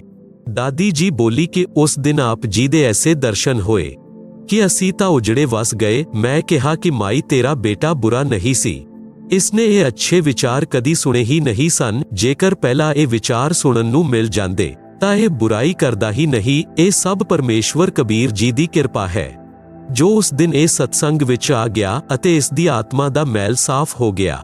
आप जी सुन रहे हो जगत गुरु तत्वदर्शी संत रामपाल जी महाराज द्वारा लिखित किताब जीने की राह दा पन्ना नंबर 64। आप दा परिवार नरक तो कढ़ के स्वर्ग विच निवास कर रहा है। परमात्मा दी मर्यादा विच रहना कदी कष्ट नहीं आएगा। भगती करते रहना कई पीढ़ी दा उद्धार हो जाएगा। ਇਸ ਪ੍ਰਕਾਰ ਸਤਸੰਗ ਨਾਲ ਮਾਨਵ ਉਦਾਰ ਹੋ ਕੇ ਵਿਸ਼ਵ ਵਿੱਚ ਸ਼ਾਂਤੀ, ਆਪਸੀ ਪ੍ਰੇਮ ਵੱਧਦਾ ਹੈ। ਸਤਸੰਗ ਵਿਚਾਰ ਜ਼ਰੂਰ ਸੁਣਿਆ ਕਰੋ। ਪੜੋ ਭਗਤੀ ਮਰਿਆਦਾ ਪੰਨਾ ਨੰਬਰ 287 ਉੱਤੇ। ਮਾਤਾ ਪਿਤਾ ਦੀ ਸੇਵਾ ਤੇ ਆਦਰ ਕਰਨਾ ਪਰਮ ਕਰਤੱਵ ਹਰੇਕ ਮਾਤਾ ਪਿਤਾ ਦੀ ਤਮੰਨਾ ਹੁੰਦੀ ਹੈ ਕਿ ਮੇਰੀ ਸੰਤਾਨ ਯੋਗ ਬਣ, ਸਮਾਜ ਬਦਨਾਮੀ ਨਾ ਲੈ, ਚੰਗੇ ਚਰਿੱਤਰ ਵਾਲੀ ਹੋਵੇ, ਆਗਿਆਕਾਰੀ ਹੋਵੇ, ਬਿਰਧ ਅਵਸਥਾ ਵਿੱਚ ਸਾਡੀ ਸੇਵਾ ਕਰੇ, ਸਾਡੀ ਬਹੂ ਸਾਡੇ ਕਹਿਣੇ ਵਿੱਚ ਚੱਲਣ ਵਾਲੀ ਆਏ, ਸਮਾਜ ਵਿੱਚ ਸਾਡੀ ਇੱਜ਼ਤ ਰੱਖੇ, ਪਿਆਰ ਨਾਲ ਵਿਵਹਾਰ ਕਰੇ। ਸਤਯੁਗ, ਤਰੇਤਾ, ਦੁਆਪਰ ਤੱਕ ਇਹ ਮਰਿਆਦਾ ਚਰਮ ਉੱਤੇ ਰਹੀ। ਸਭ ਸੁਖੀ ਜੀਵਨ ਜਿਉਂਦੇ ਸਨ। ਕਲਯੁਗ ਵਿੱਚ ਕੁਝ ਸਮੇਂ ਤੱਕ ਤਾਂ ਠੀਕ ਰਿਹਾ, ਪਰੰਤੂ ਵਰਤਮਾਨ ਵਿੱਚ ਸਥਿਤੀ ਵਿਪਰੀਤ ਹੀ ਹੈ। ਲੇਖਕ ਯਾਨੀ ਰਾਮਪਾਲ ਦਾਸ ਇਸ ਨੂੰ ਸੁਧਾਰਨ ਦਾ ਉਦੇਸ਼ ਰੱਖਦਾ ਹੈ। ਆਸ਼ਾ ਵੀ ਕਰਦਾ ਹਾਂ ਕਿ ਭਗਵਾਨ ਦੀ ਕਿਰਪਾ ਨਾਲ, ਗਿਆਨ ਦੇ ਪ੍ਰਕਾਸ਼ ਨਾਲ ਸਭ ਸੰਭਵ ਹੋ ਜਾਂਦਾ ਹੈ, ਹੋ ਵੀ ਰਿਹਾ ਹੈ ਅਤੇ ਹੋਏਗਾ, ਇਹ ਮੇਰੀ ਆਤਮਾ ਮੰਨਦੀ ਹੈ। ਮਾਤਾ ਦਾ ਸੰਤਾਨ ਦੇ ਪ੍ਰਤੀ ਪਿਆਰ। ਇੱਕ ਲੜਕੇ ਦਾ ਪਿਤਾ ਮ੍ਰਿਤਯੂ ਨੂੰ ਪ੍ਰਾਪਤ ਹੋ ਗਿਆ। ਉਸ ਸਮੇਂ ਉਹ 10 ਜਾਂ 11 ਸਾਲ ਦਾ ਸੀ। ਮਾਤਾ ਨੇ ਆਪਣੇ ਇਕਲੌਤੇ ਪੁੱਤਰ ਦੀ ਪਰਵਰਿਸ਼ ਕੀਤੀ। ਮਾਤਾ ਅਤੇ ਪਿਤਾ ਦੋਨੋਂ ਦਾ ਪਿਆਰ ਮਾਤਾ ਜੀ ਨੇ ਦਿੱਤਾ ਕਿ ਕਿਤੇ ਪੁੱਤਰ ਨੂੰ ਪਿਤਾ ਦਾ ਅਭਾਵ ਕਸ਼ਟ ਨਾ ਦੇਵੇ। ਲੜਕਾ ਜਵਾਨ ਹੋ ਕੇ ਸ਼ਰਾਬ ਦਾ ਆਦੀ ਹੋ ਗਿਆ ਤੇ ਵੈਸ਼ਵਾ ਗਮਨ ਕਰਨ ਲੱਗਾ। ਮਾਤਾ ਤੋਂ ਰੋਜ਼ ਰੁਪਏ ਮੰਗੇ ਅਤੇ ਆਵਾਰਾਗਰਦੀ ਵਿੱਚ ਉਡਾਏ। ਇੱਕ ਦਿਨ ਮਾਤਾ ਦੇ ਕੋਲ ਪੈਸੇ ਨਹੀਂ ਸਨ। ਸ਼ਰਾਬ ਦੇ ਨਸ਼ੇ ਵਿੱਚ ਮਾਤਾ ਨੂੰ ਕੁੱਟਿਆ ਤੇ ਵੈਸ਼ਵਾ ਦੇ ਕੋਲ ਗਿਆ। ਉਸ ਦਿਨ ਪੈਸੇ ਨਹੀਂ ਸਨ ਤਾਂ ਵੈਸ਼ਵਾ ਨੇ ਕਿਹਾ ਕਿ ਆਪਣੀ ਮਾਤਾ ਦਾ ਦਿਲ ਕੱਢ ਲਿਆ। ਉਲਟਾ ਘਰ ਆਇਆ, ਮਾਤਾ ਬੇਹੋਸ਼ ਸੀ, ਛੁਰਾ ਮਾਰ ਕੇ ਮਾਤਾ ਦਾ ਦਿਲ ਕੱਢ ਕੇ ਚੱਲ ਪਿਆ। ਨਸ਼ੇ ਵਿੱਚ ਠੋਕਰ ਲੱਗੀ ਅਤੇ ਡਿੱਗ ਗਿਆ। ਮਾਤਾ ਦੇ ਦਿਲ ਤੋਂ ਆਵਾਜ਼ ਆਈ ਕਿ ਬੇਟਾ ਤੈਨੂੰ ਸੱਟ ਤਾਂ ਨਹੀਂ ਲੱਗੀ। ਨਸ਼ੇ ਨਾਲ ਬਣਿਆ ਸ਼ੈਤਾਨ ਵੈਸ਼ਵਾ ਦੇ ਕੋਲ ਮਾਤਾ ਦਾ ਦਿਲ ਲੈ ਕੇ ਪਹੁੰਚਿਆ ਤਾਂ ਵੈਸ਼ਵਾ ਨੇ ਕਿਹਾ ਕਿ ਜਦੋਂ ਤੂੰ ਆਪਣੀ ਮਾਤਾ ਦਾ ਹਿਤੈਸ਼ੀ ਨਹੀਂ ਹੈ ਤਾਂ ਮੇਰਾ ਕੀ ਹੋਏਗਾ? ਕਿਸੇ ਦੇ ਬਹਿਕਾਵੇ ਵਿੱਚ ਆ ਕੇ ਤੂੰ ਮੈਨੂੰ ਵੀ ਮਾਰ ਦੇਵੇਂਗਾ। ਮੈਂ ਤਾਂ ਤੇਰੇ ਤੋਂ ਪਿੱਛਾ ਛੁਟਵਾਉਣਾ ਸੀ ਕਿ ਤੂੰ ਹੁਣ ਨਿਰਤਨ ਹੋ ਗਿਆ ਹੈ।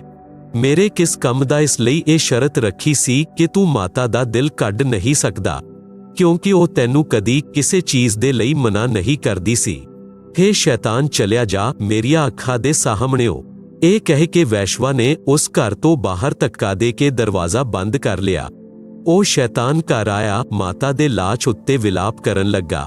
ਕਿਹਾ ਕਿ ਮਾਤਾ ਜੀ ਹੋ ਸਕੇ ਤਾਂ ਭਗਵਾਨ ਦੇ ਦਰਬਾਰ ਵਿੱਚ ਮੈਨੂੰ ਵੀ ਬਚਾਉਣਾ।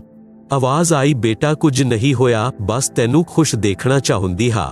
ਉਸ ਹੀ ਸਮੇਂ ਨਗਰ ਦੇ ਲੋਕ ਆਏ, ਥਾਣੇ ਵਿੱਚ ਸੂਚਨਾ ਦਿੱਤੀ। ਉਸ ਅਪਰਾਧੀ ਨੂੰ ਰਾਜਾ ਨੇ ਫਾਂਸੀ ਦੀ ਸਜ਼ਾ ਦਿੱਤੀ। ਆਪ ਜੀ ਸੁਣ ਰਹੇ ਹੋ ਜਗਤ ਗੁਰੂ ਤੱਤਵਦਰਸ਼ੀ ਸੰਤ ਰਾਮਪਾਲ ਜੀ ਮਹਾਰਾਜ ਦੁਆਰਾ ਲਿਖਤ ਕਿਤਾਬ ਜੀਨੇ ਕੀ ਰਾਹ ਦਾ ਪੰਨਾ ਨੰਬਰ 65। ਰਾਜਾ ਨੇ ਫਾਂਸੀ ਚੜਾਉਣ ਤੋਂ ਪਹਿਲਾਂ ਉਸ ਦੀ ਅੰਤਿਮ ਇੱਛਾ ਜਾਣੀ ਤਾਂ ਉਸ ਲੜਕੇ ਨੇ ਕਿਹਾ ਕਿ ਕੁਝ ਨਾਗਰਿਕਾਂ ਨੂੰ ਬੁਲਾਓ, ਮੈਂ ਆਪਣੀ ਕਾਰਗੁਜ਼ਾਰੀ ਨੂੰ ਸਭ ਦੇ ਨਾਲ ਸਾਂਝਾ ਕਰਨਾ ਚਾਹੁੰਦਾ ਹਾਂ। ਨਗਰ ਦੇ ਵਿਅਕਤੀ ਆ ਗਏ। ਉਸ ਲੜਕੇ ਨੇ ਆਪਣਾ ਜ਼ੁਲਮ ਕਬੂਲਿਆ ਅਤੇ ਦੱਸਿਆ ਕਿ ਮੈਂ ਉਪਰੋਕਤ ਜ਼ੁਲਮ ਕੀਤਾ। ਮੇਰੀ ਮਾਂ ਦੀ ਆਤਮਾ ਅੰਤਿਮ ਸਮੇਂ ਵਿੱਚ ਵੀ ਮੇਰੇ ਸੁਖੀ ਰਹਿਣ ਦੀ ਕਾਮਨਾ ਕਰਦੀ ਰਹੀ। ਮੈਨੂੰ ਨਸ਼ੇ ਨੇ ਸ਼ੈਤਾਨ ਬਣਾ ਦਿੱਤਾ। ਮੈਂ ਵੈਸ਼ਵਾ ਗਮਨ ਕਰਕੇ ਸਮਾਜ ਨੂੰ ਦੂਸ਼ਿਤ ਕੀਤਾ।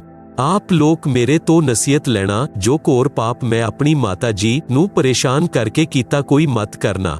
ਮਾਤਾ ਜਿਹੀ ਹਮਦਰਦ ਸੰਸਾਰ ਵਿੱਚ ਪਤਨੀ ਵੀ ਨਹੀਂ ਹੋ ਸਕਦੀ, ਭਲੇ ਹੀ ਉਹ ਕਿੰਨੀ ਹੀ ਨੇਕ ਹੋਵ। ਮਾਤਾ ਆਪਣੇ ਬੇਟੇ ਬੇਟੀ ਨੂੰ ਇੰਨਾ ਪਿਆਰ ਕਰਦੀ ਹੈ ਕਿ ਸਰਦੀਆਂ ਵਿੱਚ ਬੱਚਾ ਪੇਸ਼ਾਬ ਕਰ ਦਿੰਦਾ ਹੈ ਤਾਂ ਮਾਤਾ ਖੁਦ ਉਸ ਦੇ ਪੇਸ਼ਾਬ ਨਾਲ ਭਿੱਜੇ ਠੰਡੇ ਬਿਸਤਰ ਉੱਤੇ ਲੇਟਦੀ ਹੈ। ਬੱਚੇ ਦੇ ਨੀਚੇ ਸੁੱਕਾ ਵਿਛਾਉਣਾ ਕਰ ਦਿੰਦੀ ਹੈ। ਜੇਕਰ ਬੱਚਾ ਭੁੱਖ ਨਾਲ ਰੋ ਰਿਹਾ ਹੁੰਦਾ ਹੈ ਤਾਂ ਖਾਣਾ ਵਿਚਾਲੇ ਛੱਡ ਕੇ ਉਸ ਨੂੰ ਪਹਿਲਾਂ ਆਪਣਾ ਦੁੱਧ ਪਿਲਾ ਕੇ ਸ਼ਾਂਤ ਕਰਦੀ ਹੈ। ਪਿਤਾ ਬੱਚਿਆਂ ਦੀ ਹਰ ਸੰਭਵ ਗਲਤੀ ਮੁਆਫ ਕਰ ਦਿੰਦਾ ਹੈ। ਪਰਮਾਤਮਾ ਕਬੀਰ ਜੀ ਨੇ ਕਿਹਾ ਹੈ ਕਿ ਪਿਤਾ ਆਪਣੇ ਪੁੱਤਰ ਪੁੱਤਰੀ ਦੇ ਸਾਰੇ ਅਪਰਾਧ ਮੁਆਫ ਕਰ ਦਿੰਦਾ ਹੈ। ਅਵਗੁਣ ਮੇਰੇ ਬਾਪ ਜੀ, ਬਖਸ਼ੋ ਗਰੀਬ ਨਿਵਾਜ, ਜੋ ਮੈਂ ਪੂਤ ਕਪੂਤ ਹੂੰ ਤੋ ਬੌਰ ਪਿਤਾ ਕੋ ਲਾਜ। ਸ਼ਬਦ ਅਰਥ, ਪਰਮਾਤਮਾ ਸਾਰੇ ਪ੍ਰਾਣੀਆਂ ਦਾ ਪਿਤਾ ਹੈ। ਪਿਤਾ ਵਿੱਚ ਵਿਸ਼ੇਸ਼ਤਾ ਹੁੰਦੀ ਹੈ ਕਿ ਉਸ ਦਾ ਬੇਟਾ ਬੇਟੀ ਅਗਿਆਨਤਾ ਵਿੱਚ ਗਲਤੀ ਕਰ ਦਿੰਦੇ ਹਨ ਅਤੇ ਉਹ ਪਿਤਾ ਤੋਂ ਖਿਮਾ ਯਾਚਨਾ ਕਰ ਲੈਂਦੇ ਹਨ ਕਿ ਭਵਿੱਖ ਵਿੱਚ ਕਦੇ ਗਲਤੀ ਨਹੀਂ ਕਰਨਗੇ ਤਾਂ ਪਿਤਾ ਉਹਨਾਂ ਨੂੰ ਤੁਰੰਤ ਮਾਫ ਕਰ ਦਿੰਦਾ ਹੈ।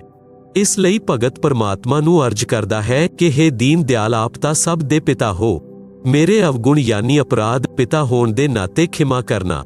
ਮੈਂ ਕਪੂਤ ਯਾਨੀ ਨਿਕੰਮਾ ਪੁੱਤਰ ਵੀ ਹਾਂ ਤਾਂ ਵੀ ਆਪ ਪਿਤਾ ਦਾ ਕਰਤੱਵ ਪਾਲਣ ਕਰਕੇ ਖਿਮਾ ਕਰਨਾ। ਰਾਮ ਭਗਤ ਦੀ ਪਤਨੀ ਦਾ ਦੇਹਾਂਤ ਹੋ ਗਿਆ। ਉਸ ਸਮੇਂ ਉਸ ਦਾ ਪੁੱਤਰ 3 ਸਾਲ ਦਾ ਸੀ। ਉਸ ਵਿਅਕਤੀ ਦੀ ਰਿਸ਼ਤੇਦਾਰੀ ਵਿੱਚ ਇੱਕ ਘਟਨਾ ਅਜਿਹੀ ਘਟੀ ਸੀ ਜਿਸ ਨੇ ਉਸ ਨੂੰ ਝੰਜੋੜ ਕੇ ਰੱਖ ਦਿੱਤਾ। ਕਥਾ ਇਸ ਪ੍ਰਕਾਰ ਹੈ। ਉਸ ਦੇ ਮਾਮਾ ਜੀ ਆਪਣੀ ਭੈਣ ਯਾਨੀ ਰਾਮ ਭਗਤ ਦੀ ਮਾਤਾ ਜੀ ਤੋਂ ਲਗਭਗ 10 ਸਾਲ ਵੱਡੇ ਸਨ। ਮਾਮਾ ਜੀ ਦੇ 2 ਪੁੱਤਰ ਸਨ। ਰਾਮ ਭਗਤ ਦੀ ਮਾਮੀ ਜੀ ਦਾ ਦੇਹਾਂਤ ਹੋ ਗਿਆ। ਮਾਮਾ ਜੀ ਨੇ ਦੂਸਰਾ ਵਿਆਹ ਕਰ ਲਿਆ। ਦੂਸਰੀ ਪਤਨੀ ਨੂੰ ਪੁੱਤਰ ਹੋਇਆ। ਦੂਸਰੀ ਪਤਨੀ ਪਹਿਲੇ ਵਾਲੀ ਦੇ ਪੁੱਤਰਾਂ ਨੂੰ ਈਰਖਾ ਕਰਨ ਲੱਗੀ। ਇਹ ਵਿਚਾਰ ਕੀਤਾ ਕਿ 15 ਏਕੜ ਜ਼ਮੀਨ ਹੈ, 3 ਜਗ੍ਹਾ ਵੰਡੀ ਜਾਏਗੀ। ਉਸਨੇ ਉਹਨਾਂ ਬੱਚਿਆਂ ਨੂੰ ਕੱਚ ਪੀਸ ਕੇ ਦੁੱਧ ਤੇ ਖਾਣੇ ਵਿੱਚ ਖਿਲਾ ਪਿਲਾ ਦਿੱਤਾ, ਜਿਸ ਨਾਲ ਹੌਲੀ-ਹੌਲੀ ਰੋਗੀ ਹੋ ਕੇ ਮ੍ਰਿਤਯੂ ਹੋ ਗਈ। ਡਾਕਟਰ ਨੇ ਦੱਸਿਆ ਕਿ ਬੱਚੇ ਕੱਚ ਖਾ ਗਏ ਹਨ, ਜਿਸ ਕਾਰਨ ਇਹਨਾਂ ਦੀ ਮ੍ਰਿਤਯੂ ਹੋ ਗਈ ਹੈ। ਇੱਕ ਦਿਨ ਉਸ ਦੀ ਪਤਨੀ ਪੜੋਸਨ ਨੂੰ ਦੱਸਿਆ ਕਿ ਮੈਂ ਇੰਜ ਕੀਤਾ, ਮੇਰੇ ਬੇਟੇ ਨੂੰ 15 ਏਕੜ ਜ਼ਮੀਨ ਮਿਲ ਗਈ। ਉਸ ਇਸਤਰੀ ਨੇ ਮੇਰੇ ਮਾਮਾ ਜੀ ਨੂੰ ਦੱਸਿਆ। ਮਾਮਾ ਜੀ ਛੋਟੀ ਮਾਮੀ ਨੂੰ ਬਹੁਤ ਪਿਆਰ ਕਰਦੇ ਸਨ ਅਤੇ ਉਸ ਉੱਤੇ ਵਿਸ਼ਵਾਸ ਕਰਦੇ ਸਨ। ਉਹਨਾਂ ਨੂੰ ਵਿਸ਼ਵਾਸ ਨਹੀਂ ਹੋ ਰਿਹਾ ਸੀ। ਆਪ ਜੀ ਸੁਣ ਰਹੇ ਹੋ ਜਗਤ ਗੁਰੂ ਤੱਤਵਦਰਸ਼ੀ ਸੰਤ ਰਾਮਪਾਲ ਜੀ ਮਹਾਰਾਜ ਦੁਆਰਾ ਲਿਖਤ ਕਿਤਾਬ ਜੀਨੇ ਕੀ ਰਾਹ ਦਾ ਪੰਨਾ ਨੰਬਰ 66। ਇੱਕ ਦਿਨ ਛੋਟੀ ਮਾਮੀ ਆਪਣੇ ਭਾਈ ਨੂੰ ਦੱਸ ਰਹੀ ਸੀ ਕਿ ਮੈਂ ਐਸਾ ਕੀਤਾ, ਤੇਰੇ ਭਾਣਜੇ ਨੂੰ 15 ਏਕੜ ਜ਼ਮੀਨ ਮਿਲ ਗਈ। ਇਹ ਗੱਲ ਮੇਰਾ ਮਾਮਾ ਸੁਣ ਰਿਹਾ ਸੀ, ਕਿਉਂਕਿ ਉਹ ਖਿੜਕੀ ਦੇ ਬਾਹਰ ਸੁਭਾਵਿਕ ਹੀ ਖੜਾ ਸੀ। ਮਾਮੀ ਦਾ ਭਾਈ ਬੋਲਿਆ, ਭੈਣ ਤੂੰ ਜ਼ੁਲਮ ਕਰ ਦਿੱਤਾ, ਇਸ ਪਾਪ ਨੂੰ ਕਿੱਥੇ ਰੱਖੇਂਗੀ? ਅੱਜ ਦੇ ਬਾਅਦ ਮੈਂ ਤੇਰੀ ਸ਼ਕਲ ਦੇਖਣ ਵੀ ਨਹੀਂ ਆਉਂਗਾ। ਮਾਮਾ ਜੀ ਦਾ ਦਿਮਾਗ ਫਟਣ ਨੂੰ ਹੋ ਗਿਆ। ਘਰ ਤਿਆਗ ਕੇ ਆਪਣੀ ਭੈਣ ਦੇ ਘਰ ਆ ਗਏ। ਸਾਡੇ ਯਾਨੀ ਰਾਮ ਭਗਤ ਦੇ ਘਰ ਉੱਪਰ ਜੀਵਨ ਬਤੀਤ ਕੀਤਾ। ਕੁਝ ਸਾਲ ਮਗਰੋਂ ਛੋਟੀ ਮਾਮੀ ਤੋਂ ਜੰਮਿਆ ਪੁੱਤਰ ਵੀ ਮਰ ਗਿਆ। ਉਹ ਛੋਟੀ ਮਾਮੀ ਕਿਸੇ ਦੇ ਨਾਲ ਭੱਜ ਗਈ। ਪਤਾ ਚੱਲਿਆ ਉਸ ਵਿਅਕਤੀ ਨੇ ਉਸ ਦੇ ਗਹਿਣੇ ਖੋਹ ਕੇ ਮਾਰ ਕੇ ਖੂਹ ਵਿੱਚ ਪਾ ਦਿੱਤਾ। ਪੁਲਿਸ ਨੂੰ ਪਤਾ ਚੱਲਿਆ ਤਾਂ ਉਸ ਵਿਅਕਤੀ ਨੂੰ ਫਾਂਸੀ ਲਗਾਈ ਗਈ। ਇਸ ਸਰਵਨਾਸ਼ ਮਹਾਭਾਰਤ ਨੂੰ ਯਾਦ ਕਰਕੇ ਰਾਮ ਭਗਤ ਨੇ ਦੂਸਰਾ ਵਿਆਹ ਨਹੀਂ ਕੀਤਾ। ਲੜਕੇ ਨੂੰ ਆਪਣੇ ਨਾਲ ਰੱਖਦਾ, ਹਲ ਜੋਤਦਾ ਸੀ ਤਾਂ ਪੁੱਤਰ ਨੂੰ ਕੰਧੇ ਉੱਤੇ ਬੈਠਾ ਕੇ ਰੱਖਦਾ ਸੀ। ਥੱਕ ਜਾਂਦਾ ਤਾਂ ਰੁੱਖ ਦੇ ਨੀਚੇ ਲੇਟਾ ਦਿੰਦਾ, ਖੁਦ ਖਾਣਾ ਬਣਾਉਂਦਾ, ਖੁਦ ਇਸ਼ਨਾਨ ਕਰਾਉਂਦਾ, ਕੱਪੜੇ ਸਾਫ਼ ਕਰਦਾ। ਜਿਵੇਂ ਲੜਕਾ ਜਵਾਨ ਹੋਇਆ, ਵਿਆਹ ਕਰ ਦਿੱਤਾ। ਫਿਰ ਵੀ ਸਭ ਕੰਮ ਖੁਦ ਹੀ ਕਰਦਾ ਸੀ। ਵਿਰਧ ਅਵਸਥਾ ਨੇ ਜ਼ੋਰ ਦਿੱਤਾ, ਕੰਮ ਕੁਝ ਨਹੀਂ ਕਰ ਪਾ ਰਿਹਾ ਸੀ। ਪੁੱਤਰ ਅਬਦੂ ਨੂੰ ਬੇਅਰਥ ਦਾ ਖਰਚ ਲੱਗਣ ਲੱਗਾ, ਜਿਸ ਕਾਰਨ ਆਪਣੇ ਸਸੁਰ ਨੂੰ ਰੁੱਖਾ ਸੁੱਖਾ ਬਾਸੀ ਭੋਜਨ ਦੇਣ ਲੱਗੀ। ਫਿਰ ਪੇਟ ਭਰ ਭੋਜਨ ਵੀ ਨਹੀਂ ਦਿੰਦੀ ਸੀ। ਲੜਕਾ ਪੁੱਛਦਾ ਸੀ ਕਿ ਪਿਤਾ ਜੀ ਸੇਵਾ ਠੀਕ ਹੋ ਰਹੀ ਹੈ?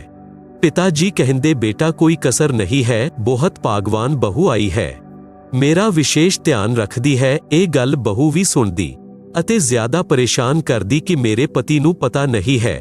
ਬਿਰਧ ਵੀ ਮੇਰੀ ਚਾਲ ਤੋਂ ਅਪਰਿਚਿਤ ਹੈ। ਇੱਕ ਦਿਨ ਲੜਕੇ ਨੇ ਦੇਖਿਆ ਕਿ ਪਿਤਾ ਜੀ ਨੂੰ ਭੋਜਨ ਠੀਕ ਨਹੀਂ ਮਿਲਿਆ ਤਾਂ ਉਸਨੇ ਪਤਨੀ ਨੂੰ ਕਿਹਾ ਤਾਂ ਪਾਖੰਡ ਕਰਨ ਲੱਗੀ ਕਿ ਘਰ ਦੇਖ ਕੇ ਖਾਇਆ ਜਾਂਦਾ ਹੈ, ਆਪ ਨੂੰ ਘਰ ਦੀ ਚਿੰਤਾ ਨਹੀਂ ਹੈ, ਸਾਰਾ ਘਰ ਮੇਰੇ ਤੋਂ ਚੱਲ ਰਿਹਾ ਹੈ, ਮੈਨੂੰ ਪਤਾ ਹੈ ਕਿ ਖਰਚ ਕਿਵੇਂ ਚਲਾਉਣਾ ਹੈ। ਇੱਕ ਦਿਨ ਬਿਰਧ ਨੂੰ ਚੱਕਰ ਆਏ ਅਤੇ ਗਿਰ ਗਿਆ, ਟੰਗ ਟੁੱਟ ਗਈ। ਵੈਦ ਨੇ ਦੱਸਿਆ ਕਿ ਆਹਾਰ ਪੂਰਾ ਨਾ ਮਿਲਣ ਕਰਕੇ ਸਰੀਰਕ ਕਮਜ਼ੋਰੀ ਹੈ। ਦੁੱਧ 2 ਸਮੇਂ ਅੱਧਾ ਸੇਰ ਯਾਨੀ ਕਿਲੋ ਪਿਲਾਓ, ਤਾਜ਼ਾ ਭੋਜਨ ਖਿਲਾਓ। ਵੈਦ ਚਲਾ ਗਿਆ। ਪਤਨੀ ਨੇ ਕਿਹਾ ਕਿ ਇਸ ਤਰ੍ਹਾਂ ਤਾਂ ਘਰ ਦਾ ਦਿਵਾਲਾ ਨਿਕਲ ਜਾਏਗਾ। ਪਤੀ ਯਾਨੀ ਲੜਕੇ ਨੂੰ ਵੀ ਗੱਲ ਪਸੰਦ ਆ ਗਈ। ਬਿਰਧ ਦੀ ਕੋਈ ਪਰਵਾਹ ਨਹੀਂ ਕੀਤੀ। ਬਿਰਧ ਦੇ ਸਸੁਰਾਲ ਵਾਲੇ ਸੱਟ ਲੱਗਣ ਦੀ ਖਬਰ ਸੁਣ ਕੇ ਮਿਲਣ ਆਏ। ਉਹਨਾਂ ਨੇ ਪੁੱਛਿਆ ਕਿ ਬੇਟਾ ਬਹੂ ਠੀਕ ਸੇਵਾ ਕਰ ਰਹੇ ਹਨ? ਰਾਮ ਭਗਤ ਨੇ ਕਿਹਾ ਕਿ ਪੁੱਛੋ ਨਾ, ਅਜਿਹੇ ਪੁੱਤਰ ਤੇ ਪੁੱਤਰ ਵਧੂ ਸਭ ਨੂੰ ਦੇਵੇ ਭਗਵਾਨ, ਮੈਨੂੰ ਕੋਈ ਕਸ਼ਟ ਨਹੀਂ ਹੋਣ ਦਿੰਦੇ। ਇਹ ਤਾਂ ਕੋਈ ਕਰਮ ਦੀ ਮਾਰ ਨਾਲ ਚੋਟ ਲੱਗ ਗਈ ਹੈ। ਉਸੇ ਪਿੰਡ ਵਿੱਚ 2 ਭੈਣਾਂ ਦਾ ਵਿਆਹ ਹੋਇਆ ਸੀ, ਇੱਕ ਦਾ ਰਾਮ ਭਗਤ ਨਾਲ, ਦੂਸਰੀ ਦਾ ਪੜੋਸ ਵਿੱਚ। ਜਦ ਉਹ ਆਪਣੀ ਦੂਸਰੀ ਲੜਕੀ ਦੇ ਘਰ ਗਏ ਤਾਂ ਪਤਾ ਚੱਲਿਆ ਕਿ ਉਸ ਰਾਮ ਭਗਤ ਦੀ ਕੋਈ ਸੇਵਾ ਨਹੀਂ ਹੋ ਰਹੀ ਹੈ। ਲੜਕਾ ਵੀ ਨਿਕੰਮਾ ਹੈ। ਇਹ ਗੱਲ ਸਸੁਰਾਲ ਵਾਲਿਆਂ ਦੇ ਗਲੇ ਨਹੀਂ ਉਤਰੀ, ਕਿਉਂਕਿ ਉਹ ਰਾਮ ਭਗਤ ਦੇ ਮੁਖੋਂ ਸੁਣ ਕੇ ਆਏ ਸਨ ਕਿ ਸੇਵਾ ਵਿੱਚ ਕੋਈ ਕਸਰ ਨਹੀਂ ਹੈ। ਉਹ ਕੁਝ ਸਮੇਂ ਬਾਅਦ ਦੁਬਾਰਾ ਰਾਮ ਭਗਤ ਦੇ ਘਰ ਗਏ ਤਾਂ ਉਸ ਸਮੇਂ ਉਹ ਵਾਸੀ ਰੋਟੀ ਪਾਣੀ ਵਿੱਚ ਪਿਓ ਕੇ ਖਾ ਰਿਹਾ ਸੀ। ਆਪ ਜੀ ਸੁਣ ਰਹੇ ਹੋ ਜਗਤ ਗੁਰੂ ਤੱਤਵਦਰਸ਼ੀ ਸੰਤ ਰਾਮਪਾਲ ਜੀ ਮਹਾਰਾਜ ਦੁਆਰਾ ਲਿਖਤ ਕਿਤਾਬ ਜੀਨੇ ਕੀ ਰਾਹ ਦਾ ਪੰਨਾ ਨੰਬਰ 67। ਇਹ ਦੇਖ ਕੇ ਪਿਤਾ ਬੱਚਿਆਂ ਦੀ ਹਰ ਸੰਭਵ ਗਲਤੀ ਖਿਮਾ ਕਰ ਦਿੰਦਾ ਹੈ। ਉਹਨਾਂ ਨੂੰ ਰੋਣਾ ਆ ਗਿਆ। ਲੜਕੇ ਨੂੰ ਬੁਲਾਇਆ ਤੇ ਕਿਹਾ ਕਿ ਤੈਨੂੰ ਸ਼ਰਮ ਨਹੀਂ ਆਉਂਦੀ? ਪਤਾ ਹੈ ਤੈਨੂੰ ਕਿਵੇਂ ਪਾਲ ਪੋਸ ਕੇ ਵੱਡਾ ਕੀਤਾ ਹੈ। ਲੜਕੇ ਦੀ ਬਹੂ ਵੀ ਆ ਗਈ। ਦੋਨੋਂ ਬੋਲੇ ਕਿ ਅਸੀਂ ਤਾਂ ਇਸ ਤਰ੍ਹਾਂ ਹੀ ਸੇਵਾ ਕਰਾਂਗੇ। ਰਾਮ ਭਗਤ ਬੋਲਿਆ ਕਿ ਆਪ ਜਾਓ, ਘਰ ਵਿੱਚ ਝਗੜਾ ਨਾ ਕਰਾਓ। ਮੇਰੀ ਕਿਸਮਤ ਵਿੱਚ ਜੋ ਲਿਖਿਆ ਹੈ ਉਹ ਮਿਲ ਰਿਹਾ ਹੈ। ਮੈਂ ਆਪਣੇ ਪੁੱਤਰ ਨੂੰ ਦੁਖੀ ਨਹੀਂ ਦੇਖ ਸਕਦਾ। ਰਾਮ ਭਗਤ ਦੀ ਬੂਆ ਦਾ ਲੜਕਾ ਰਾਮਨਿਵਾਸ ਸਤਸੰਗੀ ਸੀ। ਉਹ ਰਾਮ ਭਗਤ ਨੂੰ ਬਹੁਤ ਕਹਿੰਦਾ ਸੀ ਕਿ ਆਪ ਕੁਝ ਸਮੇਂ ਭਗਵਾਨ ਭਗਤੀ ਕਰਿਆ ਕਰੋ, ਮੇਰੇ ਨਾਲ ਸੰਤ ਦੇ ਸਤਸੰਗ ਸੁਣਨ ਚਲਿਆ ਕਰੋ। ਤਾਂ ਰਾਮ ਭਗਤ ਨੂੰ ਬਹੁਤ ਕਹਿੰਦਾ ਸੀ ਕਿ ਮੈਂ ਤਾਂ ਆਪਣੇ ਬੇਟੇ ਦੀ ਪੂਜਾ ਕਰੂੰਗਾ, ਇਹ ਸੁਖੀ ਰਹੇ, ਇਹੀ ਮੇਰੀ ਤਮੰਨਾ ਹੈ। ਬੂਆ ਦੇ ਲੜਕੇ ਨੇ ਕਿਹਾ ਕਿ ਬੇਟੇ ਦੀ ਪੂਜਾ ਪੂਰੀ ਹੋ ਚੁੱਕੀ ਹੋਵੇ ਤਾਂ ਹੁਣ ਵੀ ਬਣਾ ਲੈ ਕੁਝ ਕਰਮ। ਫਿਰ ਵੀ ਇਹ ਕਿਹਾ ਕਿ ਬੇਟੇ ਬਹੂ ਨੂੰ ਦੇਖ ਕੇ ਜੀ ਰਿਹਾ ਹਾਂ। ਬਹੁਤ ਕਹਿਣ ਦੇ ਪਿੱਛੋਂ ਰਾਮ ਭਗਤ ਆਪਣੀ ਬੂਆ ਦੇ ਲੜਕੇ ਰਾਮਨਿਵਾਸ ਨਾਲ ਸਤਸੰਗ ਵਿੱਚ ਗਿਆ। ਫਿਰ ਮਹੀਨੇ ਆਪਣੇ ਕੋਲ ਰੱਖਿਆ। ਰਾਮ ਭਗਤ ਭਗਤੀ ਉੱਤੇ ਪੂਰਾ ਦ੍ਰਿੜ ਹੋ ਗਿਆ। ਘਰ ਗਿਆ ਤਾਂ ਬੱਚਿਆਂ ਨੂੰ ਕਿਹਾ ਕਿ ਬੇਟਾ ਬੇਟੀ ਯਾਨੀ ਪੁੱਤਰਬਦੂ, ਅੱਜ ਤੱਕ ਮੈਂ ਆਪ ਤੋਂ ਕੁਝ ਨਹੀਂ ਮੰਗਿਆ, ਅੱਜ ਇੱਕ ਭੀਖ ਮੰਗ ਰਿਹਾ ਹਾਂ। ਆਪ ਮੇਰੇ ਨਾਲ ਸਤਸੰਗ ਵਿੱਚ ਇੱਕ ਵਾਰ ਚੱਲੋ। ਉਹਨਾਂ ਨੇ ਕਿਹਾ ਕਿ ਪਿੱਛੇ ਤੋਂ ਪਸ਼ੂਆਂ ਤੇ ਬੱਚਿਆਂ ਨੂੰ ਕੌਣ ਸੰਭਾਲੇਗਾ। ਰਾਮ ਭਗਤ ਨੇ ਕਿਹਾ ਕਿ ਬੇਟਾ ਘਰ ਰਹਿ ਜਾਏਗਾ, ਬੇਟੀ ਤੇ ਪੋਤਾ ਪੋਤੀ ਮੇਰੇ ਨਾਲ ਚੱਲੋ। ਅਜਿਹਾ ਹੀ ਕੀਤਾ। ਜਦ ਉਸ ਪੁੱਤਰ ਵਧੂ ਨੇ ਸਤਸੰਗ ਸੁਣੇ, ਉੱਥੇ ਆਉਣ ਵਾਲੇ ਸਭ ਭਗਤਾਂ ਦੀ ਸੇਵਾ ਪੁਰਾਣੇ ਭਗਤ ਮਤੀ ਅਜਿਹੇ ਕਰ ਰਹੇ ਸਨ ਜਿਵੇਂ ਵਿਸ਼ੇਸ਼ ਮਹਿਮਾਨਾਂ ਦੀ ਘਰ ਕਰਦੇ ਹਨ। ਬਿਰਧ, ਰੋਗੀ, ਅਪੰਗ ਸ਼ਰਧਾਲੂਆਂ ਦੀ ਵੀ ਵਿਸ਼ੇਸ਼ ਸੇਵਾ ਕਰ ਰਹੇ ਸਨ। ਸਤਸੰਗ ਵਿੱਚ ਇਹ ਦੱਸਿਆ ਜਾਂਦਾ ਹੈ ਕਿ ਜੀਵ ਉੱਤੇ ਦਇਆ ਬਣਾਏ ਰੱਖਣ ਨਾਲ ਪਰਮਾਤਮਾ ਪ੍ਰਸੰਨ ਹੁੰਦਾ ਹੈ। ਦੁਖੀਆ ਅਸਹਾय ਦੀ ਸਹਾਇਤਾ ਕਰਨਾ ਮਾਨਵ ਮਾਤਰ ਦਾ ਪਰਮ ਕਰਤੱਵ ਹੈ। ਦਿਆ ਧਰਮ ਕਾ ਮੂਲ ਹੈ, ਪਾਪ ਮੂਲ ਅਭਿਮਾਨ। ਕਿ ਕਬੀਰ ਦਿਆਵਾਨ ਦੇ ਪਾਸ ਰਹੇ ਭਗਵਾਨ। ਸ਼ਬਦ ਅਰਥ, ਧਰਮ ਉਹੀ ਕਰਦਾ ਹੈ ਜਿਸ ਦੇ ਦਿਲ ਵਿੱਚ ਦਇਆ ਹੈ। ਦਇਆ ਧਰਮ ਦੀ ਜੜ ਹੈ ਅਤੇ ਪਾਪ ਉਹ ਕਰਦਾ ਹੈ ਜਿਸ ਵਿੱਚ ਅਭਿਮਾਨ ਭਰਿਆ ਹੈ। ਅਭਿਮਾਨ ਪਾਪ ਦੀ ਜੜ ਹੈ। ਕਬੀਰ ਪਰਮਾਤਮਾ ਨੇ ਕਿਹਾ ਹੈ ਕਿ ਦਇਆਵਾਨ ਦੇ ਨਾਲ ਪਰਮਾਤਮਾ ਰਹਿੰਦਾ ਹੈ, ਅਭਿਮਾਨੀ ਦੇ ਨਾਲ ਨਹੀਂ ਰਹਿੰਦਾ। ਭਗਤ ਰਾਮ ਭਗਤ ਦੀ ਪੁੱਤਰ ਵਧੂ ਜਿਸ ਭਗਤ ਮਤੀ ਦੇ ਕੋਲ ਬੈਠੀ ਸੀ, ਉਹ ਬੋਲੀ ਕਿ ਭੈਣ ਆਪ ਵੀ ਕੁਝ ਸੇਵਾ ਕਰ ਲਓ। ਸਤਸੰਗ ਵਚਨ ਗੁਰੂ ਜੀ ਦੱਸਦੇ ਹਨ ਕਿ ਜੋ ਸੇਵਾ ਭਗਤੀ ਕਰੇਗਾ ਉਸ ਨੂੰ ਫਲ ਮਿਲੇਗਾ। ਮੈਂ ਭੋਜਨ ਖਾਊਂਗਾ ਤਾਂ ਮੇਰਾ ਪੇਟ ਭਰੇਗਾ, ਆਪ ਖਾਓਗੇ ਤਾਂ ਆਪ ਦਾ ਪੇਟ ਭਰੇਗਾ। ਸਭ ਪ੍ਰਾਣੀ ਪਰਮਾਤਮਾ ਦੇ ਬੱਚੇ ਹਨ। ਆਪ ਧਨੀ ਦੇ ਬੱਚੇ ਸਮਝ ਕੇ ਸੇਵਾ ਕਰੋ। ਜਿਵੇਂ ਇੱਕ ਧਨੀ ਦੀ ਲੜਕੀ 8-9 ਸਾਲ ਦੀ ਸੀ, ਉਸ ਦੀ ਦੇਖ ਰੇਖ ਦੇ ਲਈ ਇੱਕ ਨੌਕਰਾਣੀ ਰੱਖੀ ਸੀ। ਉਹ ਉਸ ਲੜਕੀ ਨੂੰ ਗਰਮੀਆਂ ਵਿੱਚ ਸਕੂਲ ਛੱਡਣ ਜਾਂਦੀ ਸੀ ਤਾਂ ਉਸ ਲੜਕੀ ਦੇ ਉੱਪਰ ਛਾਤੇ ਯਾਨੀ ਛਤਰੀ ਨਾਲ ਛਾਂ ਕਰਕੇ ਚੱਲਦੀ ਸੀ। ਖੁਦ ਧੁੱਪ ਸਹਿਣ ਕਰਦੀ ਸੀ, ਜਿਸ ਨਾਲ ਧਨੀ ਖੁਸ਼ ਰਹਿੰਦਾ ਸੀ ਅਤੇ ਨੌਕਰਾਣੀ ਨੂੰ ਤਨਖਾਹ ਦਿੰਦਾ ਸੀ। ਆਪ ਸਭ ਇਹ ਵਿਚਾਰ ਕਰਕੇ ਆਪਣੇ ਪਰਾਇਆਂ ਦਾ ਧਿਆਨ ਰੱਖੋ। ਆਪ ਜੀ ਸੁਣ ਰਹੇ ਹੋ ਜਗਤ ਗੁਰੂ ਤੱਤਵਦਰਸ਼ੀ ਸੰਤ ਰਾਮਪਾਲ ਜੀ ਮਹਾਰਾਜ ਦੁਆਰਾ ਲਿਖਤ ਕਿਤਾਬ ਜੀਨੇ ਕੀ ਰਾਹ ਦਾ ਪੰਨਾ ਨੰਬਰ 68। ਸੱਸ ਸਹੁਰੇ ਦੀ ਸੇਵਾ, ਛੋਟੇ ਵੱਡੇ ਦੀ ਸੇਵਾ, ਸਭ ਦਾ ਸਨਮਾਨ ਕਰਨਾ ਆਪ ਜੀ ਦਾ ਪਰਮ ਕਰਤੱਵ ਹੈ। ਜੇਕਰ ਆਪ ਆਪਣੇ ਸੱਸ ਸਹੁਰੇ, ਮਾਤਾ ਪਿਤਾ ਜਾਂ ਹੋਰ ਆਸ਼ਰਿਤਾਂ ਦੀ ਸੇਵਾ ਕਰੋਗੇ ਤਾਂ ਪਰਮਾਤਮਾ ਆਪ ਦੀ ਸੇਵਾ ਦਾ ਪ੍ਰਬੰਧ ਕਰੇਗਾ। ਆਪ ਆਪਣੇ ਛੋਟੇ ਛੋਟੇ ਬੱਚਿਆਂ ਨੂੰ ਵੀ ਸਤਸੰਗ ਵਿੱਚ ਨਾਲ ਲਿਆਇਆ ਕਰੋ। ਬੱਚਿਆਂ ਵਿੱਚ ਵੀ ਛੋਟੇ ਵੱਡੇ ਦੀ ਸੇਵਾ ਕਰਨ, ਚੰਗਾ ਵਿਵਹਾਰ ਕਰਨ ਦੇ ਸੰਸਕਾਰ ਪੈਣਗੇ। ਉਹ ਬੱਚੇ ਵੱਡੇ ਹੋ ਕੇ ਆਪ ਦੀ ਯਾਨੀ ਬਿਰਧ ਹੋ ਜਾਓਗੇ, ਫਿਰ ਵੀ ਸੇਵਾ ਐਸੇ ਹੀ ਕਰਨਗੇ। ਜਿਵੇਂ ਬੇਟੀ ਇੱਕ ਬਾਪ ਮਾਂ ਨੂੰ ਛੱਡ ਕੇ ਨਵੇਂ ਮਾਤਾ ਯਾਨੀ ਸੱਸ ਤੇ ਪਿਤਾ ਯਾਨੀ ਸਸੁਰ ਦੇ ਕੋਲ ਆਉਂਦੀ ਹੈ। ਹੁਣ ਜਨਮ ਦੇ ਮਾਤਾ ਪਿਤਾ ਤਾਂ ਇੰਨੇ ਹੀ ਸਾਥੀ ਸਨ, ਉਹਨਾਂ ਨੇ ਪਾਲ ਪੋਸ ਕੇ ਨਵੇਂ ਮਾਤਾ ਪਿਤਾ ਨੂੰ ਸੌਂਪ ਦਿੱਤਾ। ਸੱਸ ਸਹੁਰੇ ਦਾ ਕਰਤੱਵ ਹੈ ਕਿ ਆਉਣ ਵਾਲੀ ਬੇਟੀ ਨੂੰ ਆਪਣੀ ਬੇਟੀ ਦੀ ਤਰ੍ਹਾਂ ਪਿਆਰ ਦੇਵੇ। ਭੇਦਭਾਵ ਸੁਪਨੇ ਵਿੱਚ ਵੀ ਨਵੀਂ ਬੇਟੀ ਤੇ ਆਪਣੀ ਜਨਮ ਦੀ ਬੇਟੀ ਵਿੱਚ ਨਾ ਕਰੋ, ਜੋ ਝਗੜੇ ਦੀ ਜੜ ਹੈ। ਪੁੱਤਰ ਵਧੂ ਨੂੰ ਚਾਹੀਦਾ ਹੈ ਕਿ ਨਵੇਂ ਘਰ ਦੀਆਂ ਪ੍ਰਸਥਿਤੀਆਂ ਦੇ ਅਨੁਸਾਰ ਆਪਣੇ ਆਪ ਨੂੰ ਟਾਲੇ। ਮਾਂ ਦੇ ਘਰ ਵਾਲੇ ਵਰਤਾਓ ਨੂੰ ਘੱਟ ਪ੍ਰਯੋਗ ਕਰੇ। ਹੁਣ ਪੁੱਤਰ ਵਧੂ ਦਾ ਘਰ ਪਰਿਵਾਰ ਇਹੀ ਯਾਨੀ ਸਸੁਰਾਲ ਹੈ। ਸਿੱਖਿਆ ਕਥਾ। ਇੱਕ ਪੁੱਤਰ ਵਧੂ ਆਪਣੀ ਸੱਸ ਨੂੰ ਬਹੁਤ ਦੁਖੀ ਰੱਖਦੀ ਸੀ। ਉਸ ਨੂੰ ਫੁੱਟੇ ਹੋਏ ਮਿੱਟੀ ਦੇ ਘੜੇ ਦੇ ਟੁਕੜੇ ਯਾਨੀ ਠੀਕਰੇ ਵਿੱਚ ਭੋਜਨ ਖਿਲਾਉਂਦੀ ਸੀ, ਜਿਵੇਂ ਕੁੱਤਿਆਂ ਨੂੰ ਖਿਲਾਉਂਦੇ ਹਨ। ਕਦੀ-ਕਦੀ ਸਾਫ਼ ਕਰਦੀ ਸੀ। ਉਸ ਦੇ ਲੜਕੇ ਦਾ ਵਿਆਹ ਹੋਇਆ। ਕੁਝ ਸਮੇਂ ਉਪਰੰਤ ਸੱਸ ਦੀ ਮ੍ਰਿਤੂ ਹੋ ਗਈ। ਫਿਰ ਉਹ ਆਪਣੀ ਪੁੱਤਰ ਵਧੂ ਨੂੰ ਬੋਲੀ ਕਿ ਇਸ ਠੀਕਰੇ ਨੂੰ ਫੋੜ ਕੇ ਬਾਹਰ ਸੁੱਟ ਦਿਓ। ਉਹ ਪੁੱਤਰ ਵਧੂ ਬੋਲੀ ਕਿ ਸੱਸ ਜੀ, ਆਪ ਨੂੰ ਵੀ ਇਸੇ ਠੀਕਰੇ ਵਿੱਚ ਭੋਜਨ ਦਿਆ ਕਰੂੰਗੀ। ਆਪਣੇ ਬਹੁਤ ਜ਼ੁਲਮ ਬਿਰਧਾਂ ਦੇ ਨਾਲ ਕੀਤੇ ਹਨ। ਫਿਰ ਉਹ ਆਪਣੀ ਗਲਤੀ ਨੂੰ ਸਮਝ ਕੇ ਬਹੁਤ ਰੋਈ। ਪੁੱਤਰ ਵਧੂ ਬੁੱਧੀਮਾਨ ਸੀ, ਸ਼ਾਮ ਤੱਕ ਉਸ ਠੀਕਰੇ ਨੂੰ ਨਹੀਂ ਫੋੜਿਆ। ਉਸ ਦੀ ਸੱਸ ਨੂੰ ਉਹ ਠੀਕਰਾ ਦੁਸ਼ਮਣ ਦਿਖਾਈ ਦੇਣ ਲੱਗਾ। ਪੁੱਤਰ ਵਧੂ ਨੇ ਕਿਹਾ ਕਿ ਮਾਤਾ ਜੀ, ਮੈਂ ਸਤਸੰਗ ਸੁਣੇ ਹਨ, ਮੈਂ ਆਪਣੇ ਕਰਮ ਖਰਾਬ ਨਹੀਂ ਕਰੂੰਗੀ। ਇਹ ਕਹਿ ਕੇ ਠੀਕਰਾ ਫੋੜ ਦਿੱਤਾ। ਪਾਪ ਕਰਮ ਦੇ ਕਾਰਨ ਸੱਸ ਨੂੰ ਕੈਂਸਰ ਦਾ ਰੋਗ ਹੋ ਗਿਆ। ਸਾਰਾ ਦਿਨ ਚਿਲਾਏ।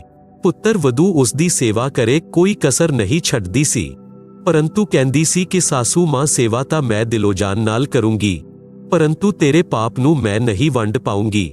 ਇਹ ਕਸ਼ਟ ਤਾਂ ਆਪ ਨੂੰ ਹੀ ਭੋਗਣਾ ਪਵੇਗਾ। ਜੇਕਰ ਸਤਸੰਗ ਸੁਣੇ ਹੁੰਦੇ ਤਾਂ ਇਹ ਦਿਨ ਨਹੀਂ ਦੇਖਣੇ ਪੈਂਦੇ। ਫਿਰ ਉਸ ਜ਼ਾਲਿਮ ਔਰਤ ਨੇ ਕਿਹਾ ਕਿ ਬੇਟੀ, ਮੈਂ ਮਹਾਨ ਪਾਪੀ ਹਾਂ, ਕਿ ਮੇਰਾ ਵੀ ਉਦਾਰ ਹੋ ਸਕਦਾ ਹੈ। ਮੈਂ ਵੀ ਦੀਖਿਆ ਲੈਣਾ ਚਾਹੁੰਦੀ ਹਾਂ। ਲੜਕੀ ਸਤਸੰਗੀ ਘਰ ਦੀ ਸੀ। ਉਸ ਨੂੰ ਪਤਾ ਸੀ ਕਿ ਦੀਖਿਆ ਲੈ ਕੇ ਭਗਤੀ ਕਰਨ ਨਾਲ ਪਾਪ ਕਰਮ ਕਸ਼ਟ ਨਸ਼ਟ ਹੁੰਦੇ ਹਨ। ਜਿਨ੍ਹਾਂ ਦੇ ਅਧਿਕ ਪਾਪ ਹਨ, ਭਗਤੀ ਕਰਨ ਨਾਲ ਲਾਭ ਹੀ ਹੋਏਗਾ। ਪਾਪ ਘੱਟ ਹੀ ਹੋਣਗੇ ਤੇ ਭਵਿੱਖ ਵਿੱਚ ਮਾਨਵ ਜਨਮ ਵੀ ਮਿਲ ਜਾਂਦਾ ਹੈ। ਜੇਕਰ ਮਰਿਆਦਾ ਵਿੱਚ ਰਹਿ ਕੇ ਅੰਤਿਮ ਸਵਾਂਸ ਤੱਕ ਸਾਧਨਾ ਕਰਦਾ ਰਹੇ। ਸਤਸੰਗ ਵਿੱਚ ਗੁਰੂਦੇਵ ਜੀ ਉਦਾਹਰਣ ਦੇ ਕੇ ਸਮਝਾਉਂਦੇ ਹਨ ਕਿ ਜਿਵੇਂ ਕਿਸੇ ਦਾ ਵਸਤਰ ਘੱਟ ਮੈਲਾ ਹੈ ਤਾਂ ਥੋੜਾ ਯਤਨ ਨਾਲ ਹੀ ਨਿਰਮਲ ਹੋ ਜਾਂਦਾ ਹੈ। ਜੇਕਰ ਅਧਿਕ ਮੈਲਾ ਹੈ ਤਾਂ 2-3 ਵਾਰ ਸਾਬਣ ਪਾਣੀ ਨਾਲ ਧੋਣ ਨਾਲ ਨਿਰਮਲ ਹੋ ਜਾਂਦਾ ਹੈ। ਜਿਸ ਨੇ ਅਧਿਕ ਮੈਲਾ ਕਰ ਰੱਖਿਆ ਹੈ ਤੇ ਹੋਰ ਦਾਗ ਵੀ ਲਗਾਏ ਹਨ ਤਾਂ ਡਰਾਈ ਕਲੀਨ ਨਾਲ ਸਾਫ਼ ਹੋ ਜਾਂਦਾ ਹੈ। ਜੇਕਰ ਸਾਫ਼ ਕਰਨ ਦਾ ਇਰਾਦਾ ਦ੍ਰਿੜ ਹੋਵੇ ਤਾਂ ਮਿਸਤਰੀ ਦਾ ਕਾਲਾ ਹੋਇਆ ਵਸਤਰ ਵੀ ਸਾਫ਼ ਹੋ ਸਕਦਾ ਹੈ। ਆਪ ਜੀ ਸੁਣ ਰਹੇ ਹੋ ਜਗਤ ਗੁਰੂ ਤੱਤਵਦਰਸ਼ੀ ਸੰਤ ਰਾਮਪਾਲ ਜੀ ਮਹਾਰਾਜ ਦੁਆਰਾ ਲਿਖਤ ਕਿਤਾਬ ਜੀਨੇ ਕੀ ਰਾਹ ਦਾ ਪੰਨਾ ਨੰਬਰ 69। ਲੜਕੀ ਯਾਨੀ ਪੁੱਤਰ ਬਦੂ ਨੂੰ ਪਤਾ ਸੀ ਕਿ ਸੱਸ ਜੀ ਨੇ ਤਾਂ ਮਿਸਤਰੀ ਵਾਲੀ ਦਸ਼ਾ ਕਰ ਲਈ। ਫਿਰ ਪਰਮਾਤਮਾ ਦੀ ਸ਼ਰਨ ਨਾਲ ਜ਼ਰੂਰ ਹੀ ਲਾਭ ਹੁੰਦਾ ਹੈ। ਇਸ ਉਦੇਸ਼ ਨਾਲ ਆਪਣੀ ਸਾਸੂ ਮਾਂ ਨੂੰ ਦੀਖਿਆ ਦਿਲਵਾ ਦਿੱਤੀ। ਕੁਝ ਸਮੇਂ ਪਿੱਛੋਂ ਕੈਂਸਰ ਵਿੱਚ ਕੁਝ ਪੀੜਾ ਘੱਟ ਹੋ ਗਈ। ਸਤਸੰਗ ਸੁਣ ਕੇ ਉਸ ਨੂੰ ਰੋਣਾ ਆਇਆ ਕਿ ਮਾਤਾ ਪਿਤਾ ਦੀ ਬਹੂ ਬੇਟਾ ਤੋਂ ਕੀ ਅਭਿਲਾਸ਼ਾ ਹੁੰਦੀ ਹੈ। ਮੈਂ ਪਾਪਣ ਨੇ ਆਪਣੀ ਸਾਸੂ ਜੀ ਦੇ ਨਾਲ ਕੀ ਵਰਤਾਓ ਕੀਤਾ। ਮੈਨੂੰ ਤਾਂ ਇਹ ਰੋਗ ਹੋਣਾ ਹੀ ਸੀ। ਜੇਕਰ ਪਹਿਲੇ ਇਹ ਗਿਆਨ ਸੁਣਨ ਨੂੰ ਮਿਲ ਜਾਂਦਾ ਤਾਂ ਮੈਂ ਕਿਉਂ ਪਾਪ ਕਰਦੀ। ਨਿਰਮਲ ਜੀਵਨ ਜਿਉਂਦੀ ਸਾਸੂ ਮਾਂ ਕੀ ਆਤਮਾ ਵੀ ਖੁਸ਼ ਕਰਦੀ, ਆਪਣਾ ਜੀਵਨ ਸਫਲ ਕਰ ਲੈਂਦੀ। ਉਪਰੋਕਤ ਵਚਨ ਸੁਣ ਕੇ ਰਾਮ ਭਗਤ ਜੀ ਦੀ ਪੁੱਤਰ ਬਦੂ ਉਸ ਦੀ ਸਹੇਲੀ ਯਾਨੀ ਪੁਰਾਣੀ ਭਗਤ ਮਤੀ ਨਾਲ ਲਿਪਟ ਕੇ ਫੁੱਟ ਕੇ ਰੋਣ ਲੱਗੀ। ਅੱਧੇ ਘੰਟੇ ਤਾਂ ਆਪਣੇ ਨੂੰ ਰੋਕ ਨਹੀਂ ਸਕੀ। ਜ਼ਿਆਦਾ ਪਲੋਸ਼ਣ ਦੇ ਪਿੱਛੋਂ ਸੁਬਕੀ ਰੁਕੀ ਅਤੇ ਆਪਣੇ ਸਹੁਰੇ ਪਿਤਾ ਦੇ ਨਾਲ ਕੀਤੇ ਵਰਤਾਓ ਦਾ ਉਲੇਖ ਰੋਂਦੇ ਕੀਤਾ। ਆਪਣੇ ਸਹੁਰਾ ਜੀ ਦੀ ਇਨਸਾਨੀਅਤ ਵੀ ਦੱਸੀ ਕਿ ਕਦੀ ਆਪਣੇ ਬੇਟੇ ਨਾਲ ਵੀ ਨਹੀਂ ਦੱਸਿਆ ਕਿ ਤੇਰੀ ਬਹੂ ਮੇਰੇ ਨਾਲ ਅਜਿਹਾ ਬੁਰਾ ਵਰਤਾਓ ਕਰ ਰਹੀ ਹੈ। ਬੇਟੇ ਦੇ ਪੁੱਛਣ ਉੱਤੇ ਇਹੀ ਕਹਿੰਦਾ ਸੀ ਕਿ ਬੇਟਾ ਕਿਸੇ ਪ੍ਰਕਾਰ ਦੀ ਸੇਵਾ ਵਿੱਚ ਕਮੀ ਨਹੀਂ ਹੈ, ਬਹੁਤ ਅੱਛੇ ਘਰ ਦੀ ਬੇਟੀ ਹੈ, ਸਮਝਦਾਰ ਹੈ, ਸਾਡਾ ਸੁਭਾਗ ਹੈ ਕਿ ਇਹ ਆਪਣੇ ਘਰ ਆ ਗਈ। ਸਾਡਾ ਤਾਂ ਇਸ ਬੇਟੀ ਨੇ ਘਰ ਵਸਾ ਦਿੱਤਾ ਹੈ। ਮੈਂ ਪਾਪਣ ਇਹ ਸ਼ਬਦ ਸੁਣ ਕੇ ਵੀ ਨਰਮ ਨਹੀਂ ਪਈ, ਕਿਉਂਕਿ ਮੇਰੀ ਆਤਮਾ ਉੱਤੇ ਪਾਪ ਕਰਮਾਂ ਦੀ ਪਰਤ ਚੜ੍ਹ ਚੁੱਕੀ ਸੀ। ਜੋ 2-3 ਵਾਰ ਸਤਸੰਗ ਸੁਣਨ ਦੇ ਪਿੱਛੋਂ ਪਾਪ ਦੀ ਕਰਮਾਂ ਦੀ ਪਰਤ ਉਤਰੀ ਹੈ। ਆਤਮਾ ਵਿੱਚ ਅੱਛੇ ਸੰਸਕਾਰ ਉੱਠਣ ਲੱਗੇ ਹਨ। 3 ਦਿਨ ਸਤਸੰਗ ਸੁਣ ਕੇ ਭਗਤ ਰਾਮ ਭਗਤ ਪੋਤਾ ਪੋਤੀ ਤੇ ਪੁੱਤਰ ਬਦੂ ਦੇ ਨਾਲ ਘਰ ਆ ਗਿਆ। ਬੱਚਿਆਂ ਨੇ ਵੀ ਉੱਥੋਂ ਛੋਟੇ ਬੱਚਿਆਂ ਨੂੰ ਖਾਣਾ ਖਿਲਾਉਣ ਪਾਣੀ ਪਿਲਾਉਣ ਦੀ ਸੇਵਾ ਕਰਦੇ। ਹੋਰ ਪੁਰਾਣੇ ਸਤਸੰਗੀ ਬੱਚਿਆਂ ਨੂੰ ਦੇਖਿਆ ਤਾਂ ਉਹ ਵੀ ਸੇਵਾ ਕਰਨ ਲੱਗੇ। ਘਰ ਆ ਕੇ ਆਪਣੇ ਦਾਦਾ ਜੀ ਦੇ ਲਈ ਪਾਣੀ ਦੀ ਬਾਲਟੀ ਭਰ ਕੇ ਦੋਨੋਂ ਭਾਈ ਭੈਣ ਲਟਕਾ ਕੇ ਲੈ ਆਏ ਅਤੇ ਬੋਲੇ, ਦਾਦਾ ਜੀ ਇਸ਼ਨਾਨ ਕਰ ਲਓ।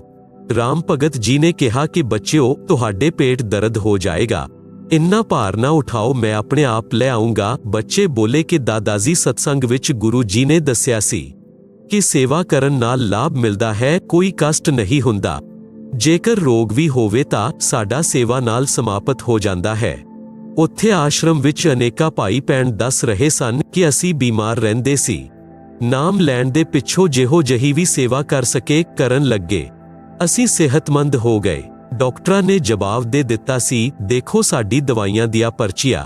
4 ਸਾਲ ਤੋਂ ਉਪਚਾਰ ਚੱਲ ਰਿਹਾ ਸੀ, ਹੁਣ ਕੋਈ ਦਵਾਈ ਨਹੀਂ ਖਾਂਦੇ। ਰਿਗਵੇਦ ਮੰਡਲ 10 ਸੁਕਤ 161 ਮੰਤਰ 2 ਵਿੱਚ ਵੀ ਇਹੀ ਪ੍ਰਮਾਣ ਹੈ ਕਿ ਜੇਕਰ ਰੋਗੀ ਮ੍ਰਿਤੂ ਦੇ ਨਿਕਟ ਪਹੁੰਚ ਗਿਆ ਹੈ ਤਾਂ ਜਾਣੀ ਉਸ ਨੂੰ ਅਸਾਧ ਰੋਗ ਹੋ ਗਿਆ ਹੋਵੇ।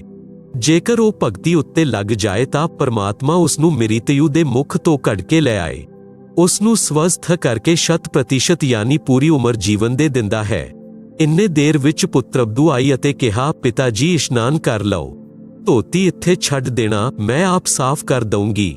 ਰਾਮ ਭਗਤ ਜੀ ਨੇ ਕਿਹਾ ਕਿ ਬੇਟੀ, ਆਪ ਨੂੰ ਘਰ ਦਾ ਬਹੁਤ ਕੰਮ ਕਰਨਾ ਹੁੰਦਾ ਹੈ। ਖਾਣਾ ਬਣਾਉਣਾ, ਪਾਣੀ ਲਿਆਉਣਾ, ਪਸ਼ੂ ਸੰਭਲਣਾ ਹੈ। ਮੈਂ ਆਪ ਧੋ ਲਊਂਗਾ। ਮੇਰੀ ਟੰਗ ਵੀ ਹੁਣ ਠੀਕ ਹੋ ਗਈ ਹੈ। आप जी सुन रहे हो जगत गुरु तत्वदर्शी संत रामपाल जी महाराज द्वारा लिखित किताब जीने की राह दा पन्ना नंबर 70।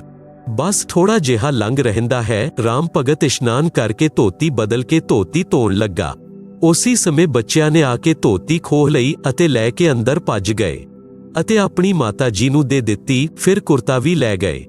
दूसरा कुर्ता लिया के दे दिता। लड़का खेत तो पशुआं दा चारा लै के आया ਅਤੇ ਪਹਿਲਾਂ ਦੀ ਤਰ੍ਹਾਂ ਪਿਤਾ ਨੂੰ ਦੇਖਿਆ ਅਤੇ ਬਿਨਾਂ ਬੋਲੇ ਅੱਗੇ ਘਰ ਵਿੱਚ ਚਲਿਆ ਗਿਆ।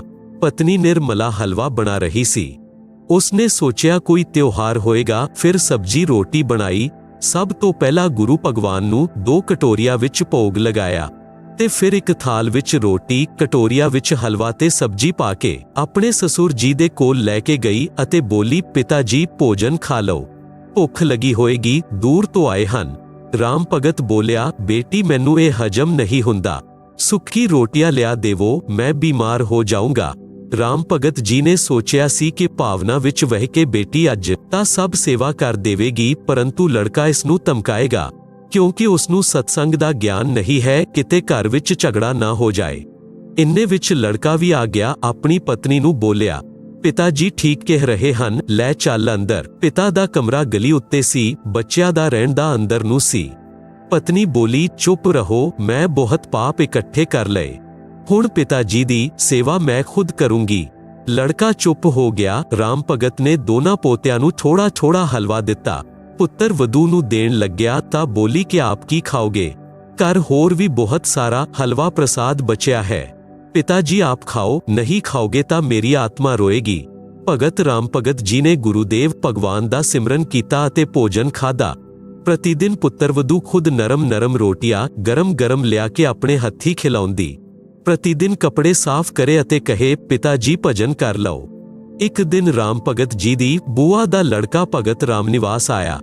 ਰਾਮ ਭਗਤ ਜੀ ਨੇ ਉਸ ਨੂੰ ਸੀਨੇ ਨਾਲ ਲਗਾ ਲਿਆ ਅਤੇ ਬੋਲਿਆ, ਰੇ ਭਾਈ, ਸਾਡਾ ਘਰ ਤਾਂ ਤੇਰੀ ਕਿਰਪਾ ਨਾਲ ਸਵਰਗ ਬਣ ਗਿਆ। ਭਗਤ ਰਾਮਨਿਵਾਸ ਬੋਲਿਆ ਕਿ ਮਾਮਾ ਦੇ ਬੇਟੇ ਰਾਮਨਿਵਾਸ ਤੋਂ ਕੁਝ ਨਾ ਹੋਇਆ। ਗੁਰੂਦੇਵ ਜੀ ਦੀ ਸ਼ਬਦ ਸ਼ਕਤੀ ਦਾ ਕਰਿਸ਼ਮਾ ਹੈ। ਆਪ ਅਤੇ ਮੈਂ ਤਾਂ ਪਹਿਲਾਂ ਇਕੱਠੇ ਨਾ 32 ਡੰਡਾ ਖੇਲਿਆ ਕਰਦੇ। ਮੇਰੇ ਕਰਨ ਨਾਲ ਹੁੰਦਾ ਤਾਂ ਪਹਿਲਾਂ ਹੀ ਹੋ ਜਾਂਦਾ। ਗੁਰੂ ਜੀ ਕਹਿ ਰਹੇ ਸਨ ਕਿ ਰਾਮ ਭਗਤ ਪਿਛਲੇ ਜਨਮਾਂ ਵਿੱਚ ਭਗਤ ਸੀ। ਇਸ ਨਾਲ ਘਰ ਦੇ ਮੋਹ ਦੇ ਕਾਰਨ ਮਰਿਆਦਾ ਵਿੱਚ ਭੁੱਲ ਬਣੀ ਸੀ। ਉਸ ਦੇ ਕਾਰਨ ਇੰਨਾ ਕਸ਼ਟ ਸਹਿਣ ਕੀਤਾ ਹੈ। ਹੁਣ ਇਹ ਮਹਾਨ ਦੁਖੀ ਹੋ ਚੁੱਕਾ ਸੀ। ਹੁਣ ਤੇਰੇ ਨਾਲ ਆਇਆ ਹੈ। ਨਹੀਂ ਤਾਂ ਆਪ ਕਿੰਨੀ ਵਾਰ ਰਾਮ ਭਗਤ ਤੋਂ ਪਹਿਲਾਂ ਕਹਿ ਚੁੱਕੇ ਸੀ ਕਿ ਸਤਸੰਗ ਚੱਲ, ਪਰੰਤੂ ਮੋਹ ਮਾਇਆ ਵਿੱਚ ਅੰਨਾ ਹੋ ਚੁੱਕਾ ਸੀ। ਇਹ ਕਸ਼ਟ ਹੋਰ ਪੁੱਤਰ ਵਧੂ ਦਾ ਵਿਵਹਾਰ ਇਸ ਦੇ ਲਈ ਵਰਦਾਨ ਬਣ ਗਿਆ ਹੈ। ਕਬੀਰ ਜੀ ਨੇ ਕਿਹਾ ਹੈ ਕਿ ਕਬੀਰ, ਸੁਖ ਕੇ ਮਾਥੇ ਪੱਥਰ ਪੜੋ, ਜੋ ਨਾਮ ਹਿਰਦੇ ਸੇ ਜਾਏ, ਬਲਿਹਾਰੀ ਵਾ ਦੁੱਖ ਦੇ, ਜੋ ਪਲ ਪਲ ਰਾਮ ਰਟਾਏ। ਭਾਵ ਅਰਥ, हे ਪਰਮਾਤਮਾ, ਇੰਨਾ ਸੁਖ ਵੀ ਨਾ ਦੇਣਾ ਜਿਸ ਨਾਲ ਤੇਰੀ ਭੁੱਲ ਪਏ। ਜਿਸ ਦੁੱਖ ਤੋਂ ਪਰਮਾਤਮਾ ਦੀ ਪਲ ਪਲ ਯਾਦ ਬਣੀ ਰਹੇ, ਵੈਸੇ ਦੁੱਖ ਸਦਾ ਦਿੰਦੇ ਰਹਿਣਾ। ਮੈਂ ਬਲਿਹਾਰੀ ਜਾਵਾਂ ਉਸ ਦੁੱਖ ਨੂੰ ਜਿਸ ਦੇ ਕਾਰਨ ਪਰਮਾਤਮਾ ਦੀ ਸ਼ਰਨ ਮਿਲੀ। ਭਗਤ ਰਾਮ ਭਗਤ ਜੀ ਨੇ ਭਗਤ ਰਾਮਨਿਵਾਸ ਜੀ ਨੂੰ ਕਿਹਾ ਕਿ ਹੁਣ ਦੇ ਸਤਸੰਗ ਵਿੱਚ ਬੇਟੇ ਪ੍ਰੇਮ ਸਿੰਘ ਨੂੰ ਲੈ ਜਾਣਾ, ਇਸ ਦਾ ਉਦਾਰ ਹੋ ਜਾਏਗਾ। आप जी सुन रहे हो जगत गुरु तत्वदर्शी संत रामपाल जी महाराज द्वारा लिखित किताब जीने की राह दा पन्ना नंबर 71। अगले सत्संग विच जो 1 महीने बाद होना सी, भगत रामनिवास जी आए अते प्रेम सिंह नूं अपने घर लै जाण दे बहाने लै गए। घर तो सत्संग विच लै गए। 3 दिन तक आश्रम विच रहे, सत्संग सुनिया। होर पुराने भगतां तो उन्हां दी आप बीती सुनी तां सत्संग दे रंग विच रंग गया। भगत राम भगत जी दा परिवार एकदम बदल गया। भगती सेवा करके कल्याण नूं प्राप्त होया। सत्संग नाल घर दी कलेश समाप्त हुंदी है। एक माई अपनी पुत्तर बधू उत्ते गल उपर क्रोध करदी सी। छोटिया छोटिया गलतियां नूं वधा चढ़ा के अपने पुत्तर नूं कहंदी। पुत्तर अपनी पत्नी नूं धमकाउंदा। इस प्रकार घर नरक बणिया होया सी। पुत्तर बधू अपनी सासू मां नूं कदी कदी कहंदी सी, आप सत्संग जाया करो। अपनी पड़ोसन भी जांदी है। सासू मां बोली कि सत्संग विच ऐरिया गैरिया यानी बदचलन इस्त्रियां जांदियां हन, जिन्हां दा संसार विच सतिकार नहीं हुंदा, जो चंगे कूल दियां नहीं हन। असी खानदानी हां, साडा की काम सत्संग विच। ਇਸ ਤਰ੍ਹਾਂ ਪੁੱਤਰ ਬਧੂ ਨੇ ਕਈ ਵਾਰ ਕੋਸ਼ਿਸ਼ ਕੀਤੀ, ਪਰੰਤੂ ਮਾਈ ਮੰਨਣ ਨੂੰ ਤਿਆਰ ਨਹੀਂ ਹੁੰਦੀ। ਇੱਕ ਦਿਨ ਪਿੰਡ ਦੀ ਇਸਤਰੀ ਕਿਸੇ ਕੰਮ ਵਸ਼ ਉਹਨਾਂ ਦੇ ਘਰ ਆਈ ਤਾਂ ਸੱਸ ਆਪਣੀ ਪੁੱਤਰ ਬਧੂ ਨੂੰ ਗਾਲਾਂ ਦੇ ਰਹੀ ਸੀ ਕਿ ਆਉਣ ਦੇ ਤੇਰੇ ਖਸਮ ਨੂੰ, ਅੱਜ ਤੇਰੀ ਖੱਲ ਉਤਰਵਾਉਂਗੀ। ਗੱਲ ਕੀ ਸੀ ਕਿ ਗਿਲਾਸ ਵਿੱਚ ਚਾਹ ਰੱਖੀ ਸੀ ਸੱਸ ਦੇ ਲਈ ਪਾ ਕੇ। ਪੁੱਤਰ ਬਧੂ ਬੱਚੇ ਨੂੰ ਲੈਣ ਅੰਦਰ ਚਲੀ ਗਈ ਸੀ, ਜੋ ਸੁੱਤਾ ਸੀ, ਜਾਗਣ ਤੇ ਰੋ ਰਿਹਾ ਸੀ। ਉਸ ਬੱਚੇ ਨੂੰ ਉਠਾ ਕੇ ਲਿਆਉਣ ਵਿੱਚ 1 ਮਿੰਟ ਵੀ ਨਹੀਂ ਲੱਗੀ ਸੀ ਕਿ ਇਸੇ ਵਿੱਚ ਕੁੱਤਾ ਆਇਆ ਅਤੇ ਚਾਹ ਦੇ ਗਿਲਾਸ ਵਿੱਚ ਜੀਭ ਮਾਰਨ ਲੱਗਾ। ਗਿਲਾਸ ਗਿਰ ਗਿਆ, ਚਾਹ ਪ੍ਰਿਥਵੀ ਉੱਤੇ ਬਿਖਰ ਗਈ। ਸਾਸੂ ਮਾਂ ਆਂਗਣ ਵਿੱਚ ਉਸ ਗਿਲਾਸ ਤੋਂ ਮਾਤਰ 20 ਫੁੱਟ ਦੀ ਦੂਰੀ ਉੱਤੇ ਪਈ ਚਾਰਪਾਈ ਉੱਤੇ ਬੈਠੀ ਸੀ। ਹੱਟੀ ਕੱਟੀ ਸੀ, ਖੇਤਾਂ ਵਿੱਚ ਸੈਰ ਕਰਕੇ ਆਉਂਦੀ ਸੀ, ਪਰੰਤੂ ਕੰਮ ਨੂੰ ਹੱਥ ਨਹੀਂ ਲਗਾਉਂਦੀ ਸੀ। ਇਸੀ ਗੱਲ ਉੱਤੇ ਕਲੇਸ਼ ਕਰ ਰਹੀ ਸੀ। ਪਿੰਡ ਦੇ ਦੂਸਰੇ ਮਹੱਲੇ ਤੋਂ ਆਈ ਮਾਈ ਸਤਸੰਗ ਵਿੱਚ ਜਾਂਦੀ ਸੀ। ਸਾਰੀ ਗੱਲ ਸੁਣ ਕੇ ਉਸਨੇ ਪਤੇਰੀ ਯਾਨੀ ਉਸ ਸੱਸ ਦਾ ਨਾਮ ਪਤੇਰੀ ਸੀ ਨੂੰ ਕਿਹਾ ਕਿ ਆਪ ਸਤਸੰਗ ਚੱਲਿਆ ਕਰੋ। ਉਸ ਸਤਸੰਗ ਵਾਲੀ ਭਗਤ ਮਤੀ ਨੇ ਬਹੁਤ ਦੇਰ ਸਤਸੰਗ ਵਿੱਚ ਸੁਣੀਆਂ ਗੱਲਾਂ ਦੱਸੀਆਂ, ਪਰੰਤੂ ਪਤੇਰੀ ਮੰਨਣ ਨੂੰ ਤਿਆਰ ਨਹੀਂ ਸੀ। ਪਤੇਰੀ ਦੀ ਦੂਸਰੀ ਭੈਣ ਉਸੀ ਮਹੱਲੇ ਵਿੱਚ ਵਿਆਹ ਰੱਖੀ ਸੀ, ਜਿਸ ਮੁਹੱਲੇ ਦੀ ਉਹ ਸਤਸੰਗ ਵਾਲੀ ਮਾਈ ਜਾਨਕੀ ਸੀ। ਪਤੇਰੀ ਦੀ ਭੈਣ ਦਾ ਨਾਮ ਦਿਆ ਕੌਰ ਸੀ। ਜਾਨਕੀ ਨੇ ਜਾ ਕੇ ਦਿਆ ਕੌਰ ਨੂੰ ਦੱਸਿਆ ਕਿ ਤੇਰੀ ਭੈਣ ਨੇ ਤਾਂ ਘਰ ਨਰਕ ਬਣਾ ਰੱਖਿਆ ਹੈ, ਬਿਨਾਂ ਗੱਲ ਦੀ ਲੜਾਈ ਕਰਦੀ ਹੈ। ਮੈਂ ਕੱਲ ਕਿਸੇ ਕੰਮਵਸ ਗਈ ਸੀ, ਇੱਕ ਚਾਹ ਦਾ ਗਿਲਾਸ ਕੁੱਤੇ ਨੇ ਡਿੱਗਾ ਦਿੱਤਾ, ਉਸ ਦਾ ਮਹਾਭਾਰਤ ਬਣਾ ਰੱਖਿਆ ਸੀ। ਦਿਆ ਕੌਰ ਵੀ ਜਾਨਕੀ ਦੇ ਕਹਿਣ ਉੱਤੇ ਸਤਸੰਗ ਸੁਣਨ ਗਈ ਸੀ ਅਤੇ ਦੀਖਿਆ ਲੈ ਲਈ ਸੀ। ਜਾਨਕੀ ਨੇ ਕਿਹਾ ਕਿ ਉਸ ਨੂੰ ਜੈਸੇ ਤੈਸੇ ਇੱਕ ਵਾਰ ਸਤਸੰਗ ਵਿੱਚ ਲੈ ਚੱਲ। ਜਦ ਤੱਕ ਸੰਤਾਂ ਦੇ ਵਿਚਾਰ ਸੁਣਨ ਨੂੰ ਨਹੀਂ ਮਿਲਦੇ ਤਾਂ ਵਿਅਕਤੀ ਬੇਅਰਥ ਦੀਆਂ ਟੈਨਸ਼ਨ ਯਾਨੀ ਚਿੰਤਾ ਖੁਦ ਰੱਖਦਾ ਹੈ ਤੇ ਘਰ ਦੇ ਮੈਂਬਰਾਂ ਨੂੰ ਵੀ ਚਿੰਤਾ ਵਿੱਚ ਰੱਖਦਾ ਹੈ। ਆਪ ਜੀ ਸੁਣ ਰਹੇ ਹੋ ਜਗਤ ਗੁਰੂ ਤੱਤਵਦਰਸ਼ੀ ਸੰਤ ਰਾਮਪਾਲ ਜੀ ਮਹਾਰਾਜ ਦੁਆਰਾ ਲਿਖਤ ਕਿਤਾਬ ਜੀਨੇ ਕੀ ਰਾਹ ਦਾ ਪੰਨਾ ਨੰਬਰ 72। ਦਿਆ ਕੌਰ ਅਗਲੇ ਦਿਨ ਆਪਣੀ ਭੈਣ ਦੇ ਘਰ ਗਈ। ਕਿਸੇ ਬਹਾਨੇ ਪਤੇਰੀ ਨੂੰ ਆਪਣੇ ਘਰ ਲੈ ਗਈ। ਉੱਥੋਂ ਕਈ ਹੋਰ ਔਰਤਾਂ ਸਤਸੰਗ ਵਿੱਚ ਜਾਣ ਦੇ ਲਈ ਜਾਨਕੀ ਦੇ ਘਰ ਅੱਗੇ ਖੜੀਆਂ ਸਨ। ਉੱਥੋਂ ਉਸ ਦੀ ਭੈਣ ਪਤੇਰੀ ਨੂੰ ਦੇਖ ਕੇ ਉਸ ਨੂੰ ਵੀ ਕਹਿ ਸੁਣ ਕੇ ਨਾਲ ਲੈ ਗਈ। ਪਤੇਰੀ ਨੇ ਜੀਵਨ ਵਿੱਚ ਪ੍ਰਥਮ ਵਾਰ ਸਤਸੰਗ ਸੁਣਿਆ। ਆਸ਼ਰਮ ਵਿੱਚ ਕਿਵੇਂ ਇਸਤਰੀ ਪੁਰਸ਼ ਰਹਿੰਦੇ ਹਨ ਸਭ ਅੱਖੀ ਦੇਖਿਆ ਤਾਂ ਚੰਗਾ ਲੱਗਿਆ। ਜਿਹੜਾ ਅਨਾਪ ਸ਼ਨਾਪ ਸੁਣਿਆ ਕਰਦੀ ਸੀ ਵੈਸਾ ਆਸ਼ਰਮ ਵਿੱਚ ਕਿਤੇ ਦੇਖਣ ਨੂੰ ਨਹੀਂ ਮਿਲਿਆ। ਸਤਸੰਗ ਵਿੱਚ ਦੱਸਿਆ ਕਿ ਕਈ ਵਿਅਕਤੀ ਆਪਣੀਆਂ ਭੈਣ, ਬੇਟੀਆਂ, ਬਹੂਆਂ ਅਤੇ ਹੋਰ ਇਸਤਰੀਆਂ ਨੂੰ ਸਤਸੰਗ ਨਹੀਂ ਭੇਜਦੇ ਅਤੇ ਨਾ ਖੁਦ ਜਾਂਦੇ ਹਨ। ਉਹ ਕਹਿੰਦੇ ਹਨ ਕਿ ਸਾਡੇ ਸਤਸੰਗ ਵਿੱਚ ਜਾਣ ਨਾਲ ਘਰ ਦੀ ਇੱਜ਼ਤ ਦਾ ਨਾਸ਼ ਹੋ ਜਾਏਗਾ, ਸਾਡੀਆਂ ਬਹੂ ਬੇਟੀਆਂ ਬਦਨਾਮ ਹੋ ਜਾਣਗੀਆਂ। ਉਹਨਾਂ ਨੂੰ ਵਿਚਾਰ ਕਰਨਾ ਚਾਹੀਦਾ ਹੈ ਕਿ ਸਤਸੰਗ ਵਿੱਚ ਨਾ ਆਉਣ ਨਾਲ ਪਰਮਾਤਮਾ ਦੇ ਵਿਧਾਨ ਦਾ ਗਿਆਨ ਨਹੀਂ ਹੁੰਦਾ, ਕਿ ਭਗਤੀ ਨਾ ਕਰਨ ਵਾਲੇ ਇਸਤਰੀ ਪੁਰਸ਼ ਅਗਲੇ ਜੀਵਨ ਵਿੱਚ ਮਹਾਨ ਕਸ਼ਟ ਭੋਗਦੇ ਹਨ। ਸੂਖਸ਼ਮ ਵੇਦ ਵਿੱਚ ਦੱਸਿਆ ਹੈ ਕਿ ਜੋ ਮਨੁੱਖ ਸਰੀਰ ਪ੍ਰਾਪਤ ਕਰਕੇ ਭਗਤੀ ਨਹੀਂ ਕਰਦੇ ਉਹਨਾਂ ਨੂੰ ਕੀ ਹਾਨੀ ਹੁੰਦੀ ਹੈ। ਕਬੀਰ ਹਰ ਕੇ ਨਾਮ ਬਿਨਾ ਨਾਰ ਕੁਤਿਆ ਹੋਏ, ਗਲੀ ਗਲੀ ਭੌਂਕਤ ਫਿਰੈ ਟੂਕ ਨਾ ਡਾਲੇ ਕੋਏ। ਸੰਤ ਗਰੀਬ ਦਾਸ ਜੀ ਦੀ ਬਾਣੀ ਤੋਂ ਬੀਬੀ ਪੜਦੇ ਰਹੇ ਥੀ ਡਿਓਡੀ ਲਗਤੀ ਬਾਹਰ, अब गात उगाड़े फिरती है बण कुतिया बाजार। वे पर्दे की सुंदरी सुनो संदेशा मोर, गात उगाड़े फिरती है करे सरायो शोर। नक बेसर नक पर बने पहरे थी हार हुमेल, सुंदरी से कुतिया बनी सुन साहिब के खेल।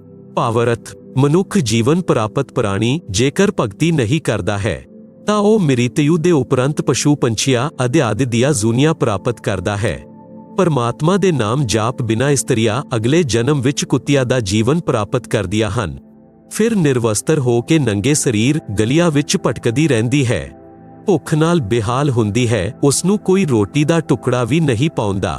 ਜਿਸ ਸਮੇਂ ਉਹ ਆਤਮਾ ਇਸਤਰੀ ਰੂਪ ਵਿੱਚ ਕਿਸੇ ਰਾਜਾ, ਰਾਣਾ ਤੇ ਉੱਚ ਅਧਿਕਾਰੀ ਦੀਆਂ ਬੀਵੀਆਂ ਯਾਨੀ ਪਤਨੀਆਂ ਸੀ, ਉਹ ਉਸ ਦੇ ਪੂਰਵ ਜਨਮਾਂ ਦੇ ਪੁੰਨਾਂ ਦਾ ਫਲ ਸੀ ਜੋ ਕਦੀ ਕਿਸੇ ਜਨਮ ਵਿੱਚ ਭਗਤੀ ਧਰਮ ਆਦਿ ਕੀਤਾ ਸੀ। ਉਹ ਸਰਵ ਭਗਤੀ ਤੇ ਪੁੰਨ ਇਸਤਰੀ ਰੂਪ ਵਿੱਚ ਪ੍ਰਾਪਤ ਕਰ ਲਈ।